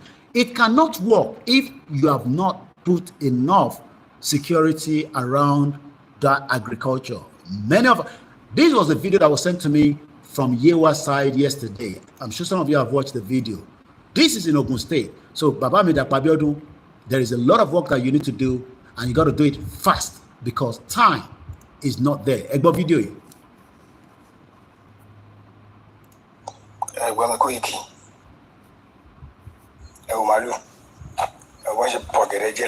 Ewo malu bo se bogedeje. And we have a governor talking about, all means available agricultural policy to ensure sustainable food security and self-sufficient. Mr. Dakwa Abiodun, gómìnà, ẹ ní láti rán yàn lọ sí Yewa yẹn láti lọ investigate kí ló ń ṣe níbẹ̀ yẹn. Àwọn baálẹ̀ wo ló ń gbà bọ̀dẹ̀? Because as long as you are still the governor, you can make a lot of impact. And I'm sure pé ẹ̀ ń gbọ́ mi, àwọn tó dẹ̀ mọ̀yìn ẹ bá mi pass message bàbá wa Dakwa Abiodun pé ọmọ wa kan ló sèǹdélé pé màálù wọnú oko àwọn ọ̀rẹ́ security, àwọn ọ̀rẹ́ ọlọ́pàá, àwọn ọ̀rẹ́ àmọ̀tẹ́kùn. Ẹ ṣe gan ni èèyàn kan credit wa nísìnyí, mo mọ ẹyẹn màá máa dúpẹ́ lọ́wọ́ yín later. Gbogbo ẹ̀yin tẹ́ bá fi credit wọ́n ti bá fi account number síta. Eléyìí of Ogun State ẹ má yẹ ká tẹ̀ bú because a fẹ́ kọ́ lọ ṣiṣẹ́ fún wa nísìnyí. Because at the end of the day, Baba Dakwa Abiodun sọ̀rọ̀ nípa, food security and self-sufficient.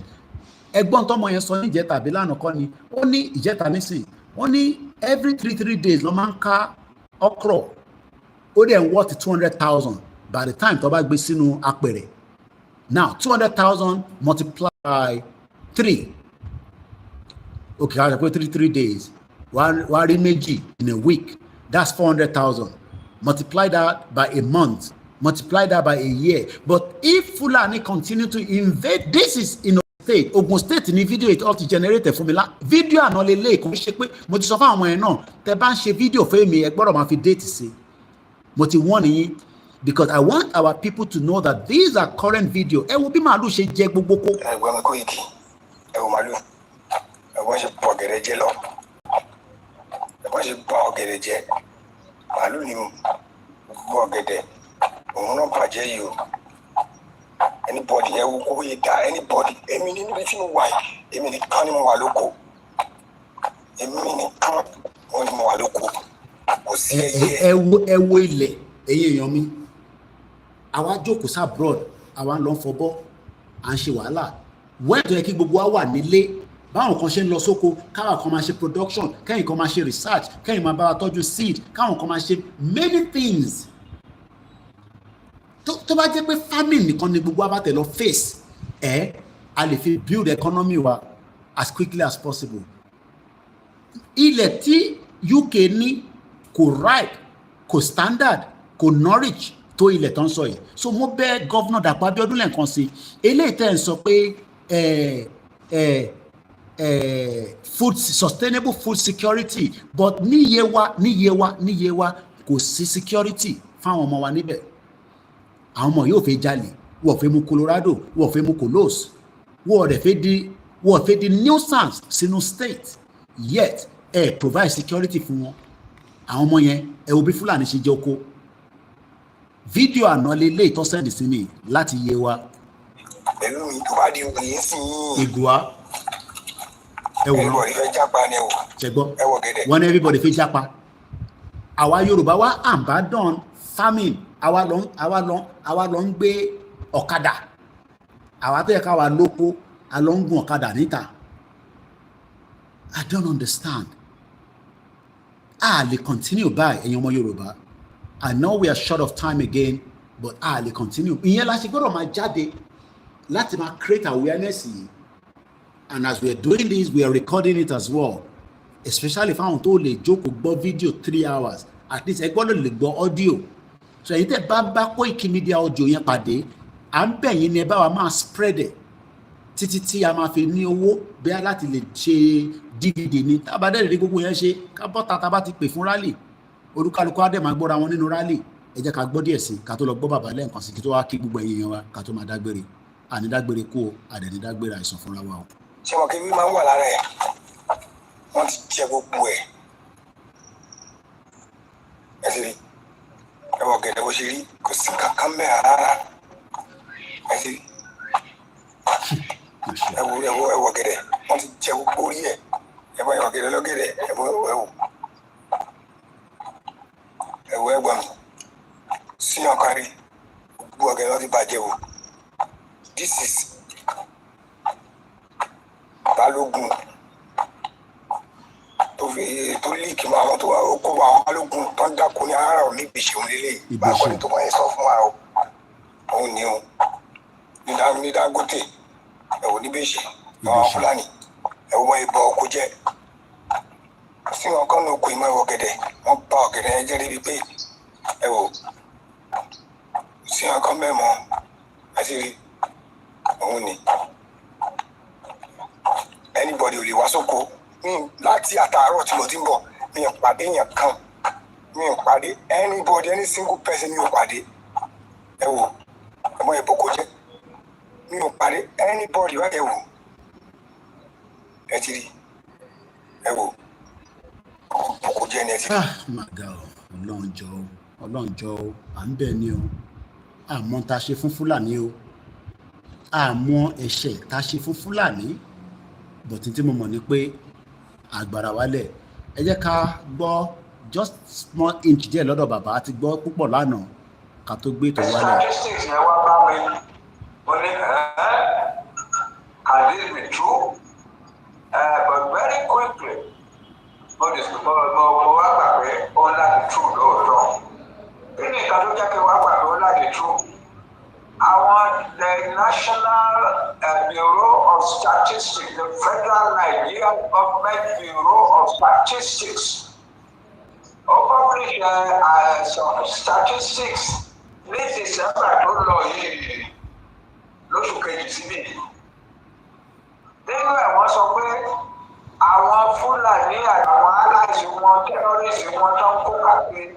wọ́n ti pa 614,000 people ní Nàìjíríà 614,000. Did you hear that? As at December last year ni bàbá ń sọ yìí o so torí àsìkò gbogbo èèyàn wa náà kí n tó máa lọ so kó má kọ̀ dípa máa rush out so let me just bring this out of the way mo kí bàbá wa lẹ́ẹ̀kan sí mo kí gbogbo ọmọ Yorùbá ní gbogbo ibi tí Elédùmarè ní kí a wà presently. London lẹ́wà ní, America ní ẹ fi ń ṣe ibùgbé, Ukraine lẹ́wà torí àṣìmọ̀ fáwọn kan wà ní Ukraine, kò síbi dá àkókò wà ọba máa ja ogun níbi kan, ọmọ Yorùbá ń lọ ń bẹ̀ ni. Cairo lẹ́wà ní, Egypt, wíkíbi tí olúkàlùkù wa bá wà tí a ti ń wá ọrọ̀ ajé. Ẹ̀yin tẹ́ wà ní Côte d'Ivoire, ẹ̀yin tẹ́ ń bẹ ní ìlú Benin Republic, ẹ̀yin tẹ́ ń bẹ ní Yoruba land, ẹ̀yin tẹ́ ń bẹ ní Canada, Australia, gbogbo bí kíbi tó olúkàlùkù wa bá wà, mo máa ń kí yín. Mo kí brother mi, jẹ́ àkọ́kọ́ lọ kí brother mi, ẹ má bínú lẹ́ẹ̀kan sí i. I try láti wá ẹ̀jẹ̀ end the audio yìí. Koikimedia bringing the work closer to your doorstep in the 13th of February 2025. Àdẹ̀mọ̀ bóyá ẹlòmíì fi pè, so line yẹn wà short lẹ́ẹ̀kan, but torí mo ń record, torí recording yẹn ó really help, especially fáwọn tí wọn ní access sí internet. Mo dẹ̀ ó pé ó record because ìgbà mi kò ní record, so tabarẹ́ni tó fẹ́ pè ní sí, mo ti ṣí phone line yẹn just briefly, but mo fẹ́ pẹ́ torí mo mọ̀ pé tá a bá jókòó náà máa gbádùn ara wa dóyìn bó ṣe ń gbádùn sìgá. Àròlé Odùduwà brother mi, tí ìfowó ránṣẹ́ sí mi, ẹ má gbàgbé o, ẹ bá ti gba sálárì, mo kí dáadáa, ẹ kú àdúró tì. Ọmọbọ́lájí Abdullahi, mo kí ẹ. Àwọn kan ti gbé ní Dubai rí, but nígbà tí gbogbo ẹ yíwọ́ tí wọ́n rè ní ìwé fún wọn, wọ́n gbọ́dọ̀ padà wálé. Ẹni tó bá dẹ̀ ti gbé lábroad rí, tó bá wálé frustration lásán, okay, ó record, so máa send audio yẹn síta, tẹ́ bá ti bá pàdé, ẹ jọ̀ọ́ ẹ bá mi máa pín káàkiri. Mo kí ẹ̀yin tẹ́ wà lórí Twitter space, ẹ̀gbọ́n mi Ọmọgbọ́láhàn Ọbat, báwo lọ́dọ̀ yín lọ́hùn. DR wọ́n ní more knowledge for you sir Mr. Koiki. Ẹ̀ka ẹ̀jẹ̀ yìí máa tẹ̀ wo àwọn ẹ̀kọ́ mẹ́sẹ̀gì níwà ìrún ló ń pè yẹn. Àmọ̀tá kì í gbọ́ ní London yẹn. Àdúpẹ́ fọlọ́run. Mo kí triple DRS ní gbogbo Nottingham, mo kí Prophet Ológunlúwa, mo kí Àdìgún Mákànjọ́lá, mo kí gbogbo àwọn mobilization team, mo wá kí gbogbo group pátá. Pressure tí wà lọ́rùn mi báyìí táwọn ti ń gbọ́ pé rally ń bọ̀, Mr. Koiki báwo lẹ ṣe fi support ọmọ ní èmi kọ́ ní YSDN, ìyẹn la ṣe ní káwọn èèyàn dáwó sí YSDN. Tèmi bá ń request pé káwọn èèyàn support wa is because mo kàn fi náà kankan ta fi ṣe nínú media tá à ń bá lọ ni, but the major payment of supporting this movement has to go to the YSDN láti lè jẹ́ kí wọ́n lè rí gbogbo tó fẹ́ ṣe. Ọlọ́run adé fún wọn ṣe, ṣàjẹ́ ká sọ̀ sí YSDN. Èyí tẹ́ ń dáwó ẹ̀wọ̀ ọ̀ràn míyàn, tẹ́ bá da gbogbo owó yẹn náà lọ́ máa rí lò láti fi ṣe logistics support. Gbogbo ẹni tẹ́ ti travel rí tí fún díkan àbí díkejì, travel yẹn ti wá fi dàbí ìgbà pé Ọlọ́run á jẹ́ kí ẹ rí ọ̀nà àbáyọ. Tó bá lè travel out, kò mí pé tó ra fi gba Yorùbá nation, ọmọ jápa, so àwọn tàbákù àmà ṣe. Mo kí sísítà mi dáadáa, Ìtùnú Bánkì màmá, Ọlọ́run bá ń dúró tiẹ̀, Ọlọ́run fi sílẹ̀. Mo kí gbogbo ẹ̀yin tẹ́ ń bẹ ní Ìlaró, mo kí ẹ̀yin tẹ́ ń bẹ ní gbogbo Ògùn state. Àwọn èèyàn ṣe wàhálà, wàláì sọmọbìláì làzíláhùwà. Ọmọ Yorùbá ń ṣe wàhálà, but ìgbìyànjú wa yẹn kò jáde dáadáa. Mo kí gbogbo ẹ̀yin princess, mo kí kábíyèsí Ọọ̀ni of Ifẹ̀, mo kí bàbá mi náà ti Aláàfin tá máa joyè ní on the 6th, mo kí kò gbọdọ̀ kú. Mo kí ẹ̀yin ìyá wa, ìyá Jagun, mo kí yín. Mo kí gbogbo ọmọ Yorùbá sẹ́, gbogbo wa náà ni à ń ṣe ìgbìyànjú pé kí a bọ́. Àwọn politicians kankan wà tó ti sú, but tá a bá push, akọ̀wà bó ṣe wà náà ni a gbọ́dọ̀ push wọn torí àwọn náà ti sú wọn, Nàìjíríà ti fojú wọn ìmọ̀. So mo kí gbogbo wa. Wọ́n ní báyìí petrol ti di 1,050. Kí ni bàbá wa kọ yìí? Bí i 1,050 lọ fẹ́ kọ, I don't know. Èló ni wọ́n ta petrol ní sí? Ṣé èló ni petrol ní sí per litre? Mo kí yan Mr. Nuruddin. 1998 wọ́n ní Koiki petrol was selling for 11 naira per litre, okay, but nísìnyí wọ́n ti di 1,000 naira per litre. Bàbá mi John Ogundele ló sọ fún mi pé Koiki 25 years ago 11 naira ni wọ́n tà. Kódà nígbà yẹn mo rántí pé àwọn Tinubu náà jáde tó protest against Jonathan. Now all of a sudden èèyàn kankan jáde mọ́ báyìí o, àmọ́ tó ṣẹlẹ̀, ṣe everybody dákẹ́ lọ́lọ́. Mo kí gbogbo àwọn Koikimedia team, tó bá sí àwọn Koikimedia team kò sí èmi náà ìyẹn ni ẹgbọ́n máa rántí pé àwọn gangan ni wọ́n ń pè ní Koiki. Mr. Ọlákáyọ̀dé mo kí yín, bàbá wa John ní orúkọ Jésù Olúwa Yorùbá independent máa wáyé. Bẹ́ẹ̀ ni mo kí Ọlánìpẹ̀kun, òun náà ó ní farm, gbogbo àwọn tó ní farm gbogbo wọn pátá wọ́n ti abandon ẹ̀, kò sí irrigation tó mi máa fi wá, kò sí security ìná. Báwo ló ṣe fẹ́ lọ sí farm tó máa bẹ̀rù pé tó o bá lọ padà sílé oníyàwó lọ́mọ, iṣẹ́ tẹ́lómi ìṣẹ́ nísìnyí ẹlòmí ti ya bàrà ni. Àrólé ní the last time I went to Nigeria I got relief anytime I think of my pali to return back.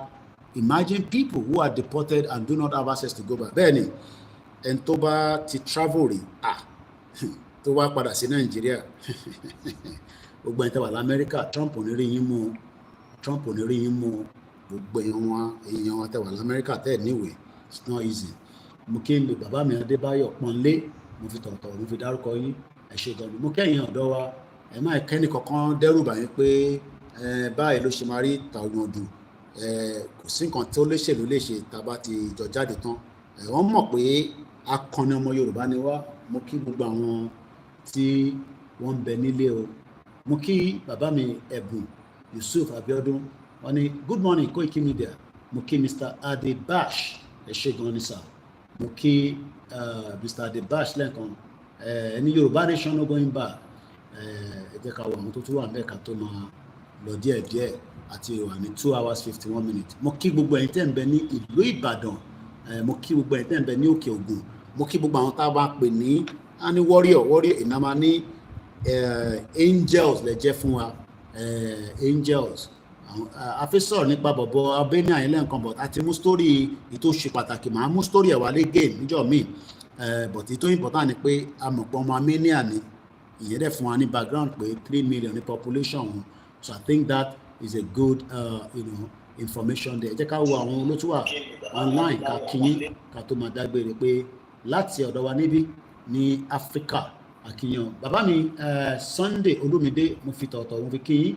Ọmọgbọ́láhàn Ọba, one there's an ongoing meeting with the Southwest Governor in Lagos and is sharing by Governor Sanwo-Olu. Main topic of discussion are security issues, Southwest development initiatives, and food security.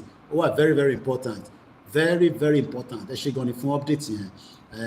We don't have anything against our governors. All we are just saying is that while Nigeria is still ongoing, give our people the joy of being part of a country. Títí tí a máa fi gbalẹ̀ wa. Pé ẹ̀yin gbádùn àwọn kan gbádùn ìgòbí ni o, ìgòbí. Mo kí gbogbo àwọn world media, mo kí home based media, mo kí independent media. We're all doing our best. Everybody has their own different ways of delivering their messages, but one thing is Yoruba nation is the solution. Mo lọ bẹ́ẹ̀ mo kí Gani Olóyèdé, mo kí Ìbà Gani Adams náà lógun ọ̀fẹ́ o, mo kí gbogbo àwọn ọmọ OPC ilẹ̀ Yorùbá la fẹ́. Alhaji Ileyemi Suleiman, ẹ ṣé gan ni sir. Bára wa jà, but àwọn kan wọ́n máa ní Koiki wàhálà yín ti pọ̀ jù. Broki brother mi, gbogbo post mi pátá lọ comment lórí Ọlámilékan Moshood, gbogbo post báyìí wọ́n máa ń comment ni. Ẹ̀gbọ́n ẹ̀ ti bínú tán.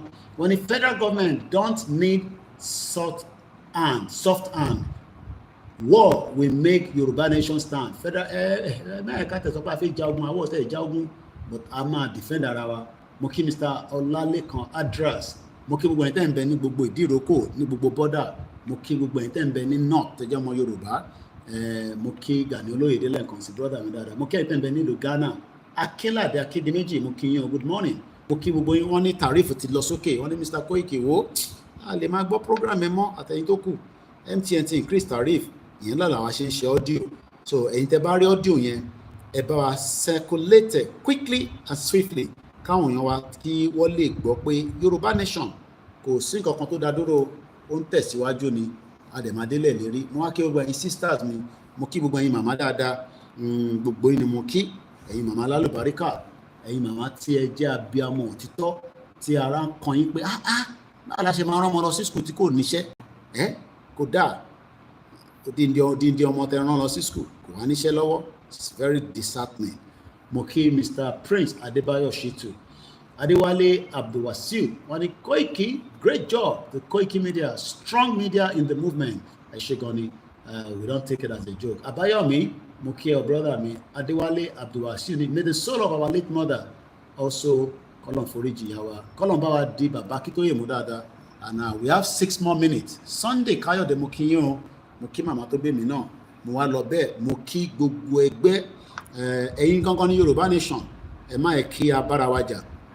Àwọn ìjìnlẹ̀ náà wọ́n mọ̀ òtítọ́ àmọ́ ó ń prove difficult pé wọ́n fẹ́ wá sọ́dọ̀ bàbá Akíntóyè wọ́n ò dẹ̀ mọbi tí Dúpẹ́ wà, Dúpẹ́ ti sá lọ báyìí.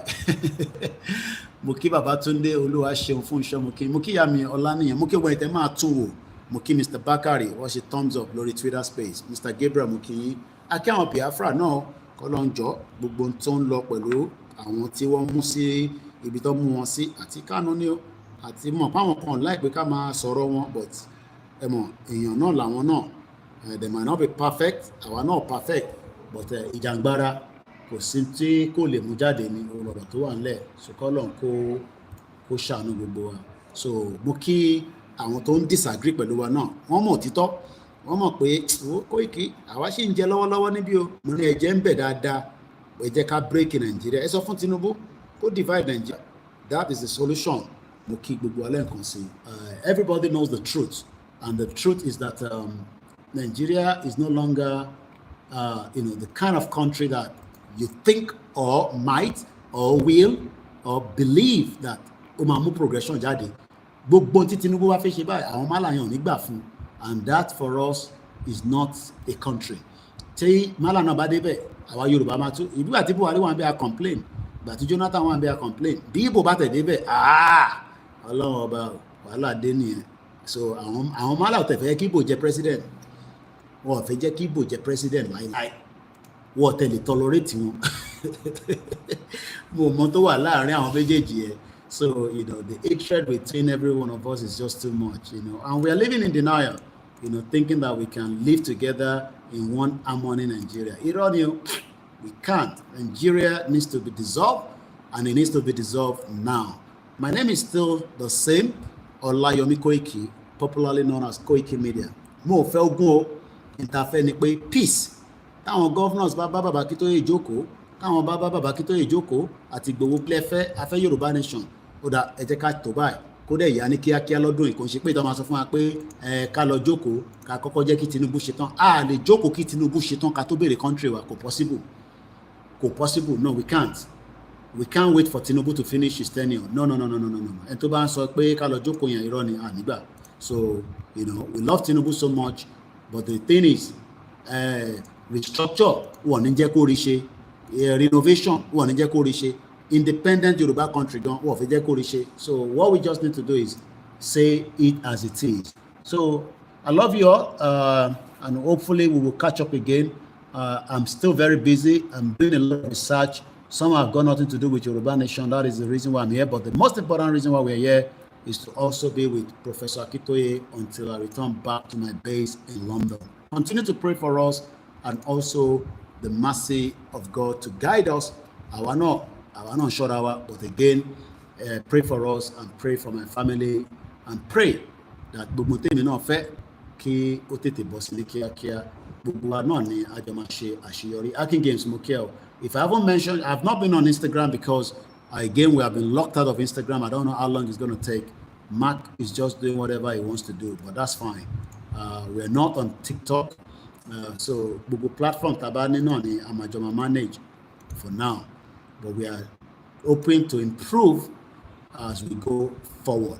And tó bá náà wọ́n gbọ́ Yoruba Nation, it is responsibility to tell them about Yoruba Nation, not just my responsibility. We all have responsibility, and we all have a role. Mo kí ẹ Ọlálékan Ọpẹ́, mo dẹ̀ kí gbogbo àwọn team members náà that they're working, mo kí gbogbo àwọn tí wọ́n palẹ̀mọ́ fún ti bàbá Akíntóyè ní end of this month. It's a lot of work, I am not member of the committee, but you can imagine that it's a big event, and like I said, you're going there not to disrupt or disturb the event, but we're going there to honor our mother that passed on. May the soul rest in peace, and the soul of many people that have died, Yawa Janet Fashaki, and many of people that have died during the course of this movement, and many people that have died in the course of being part of one Nigeria. And on that note, tell the politicians that Yoruba Nation is no going back and is non-negotiable. Tell Afenifere Yoruba Nation is no going back and is non-negotiable. Tell anyone that needs to care that Yoruba people have said enough is enough, and Yoruba will exit Nigeria. And on that note, say au revoir, and say we meet again. God bless Yoruba people. God bless Yoruba land. God bless Baba Kitoye. God bless each and every one of us, whether you believe in Yoruba Nation or you do not believe, it does not matter. As long as you're a full-blooded Yoruba person, God bless you. My name is OLAYOMI KOIKI. Koikimedia, bringing the world closer to your doorstep. Muki Bubuale Nkonsio. Baba Nadeni Yakin Muki, and anyone that is there that I did not mention. Aziz Shakiru Moriembe, our ìránṣẹ́ ìran ọmọ Ládé Ọlámilékan Olúṣẹ́sí Lákúnlé Mokeo, Yawa Grace Olúṣòótọ́, and Yawa Esther Ayankola Mokinyi. I think those are the names I picked up from the backup channel. Where Pastor Mo Mokinyi, I believe, have been managed. Ola Tony Aegis in Belgium. Koikimedia, bringing the work closer to your doorstep. Remember about our FOSA account. Kali Rewolo ni Ibata Nide. Thank you so much. Bye for now.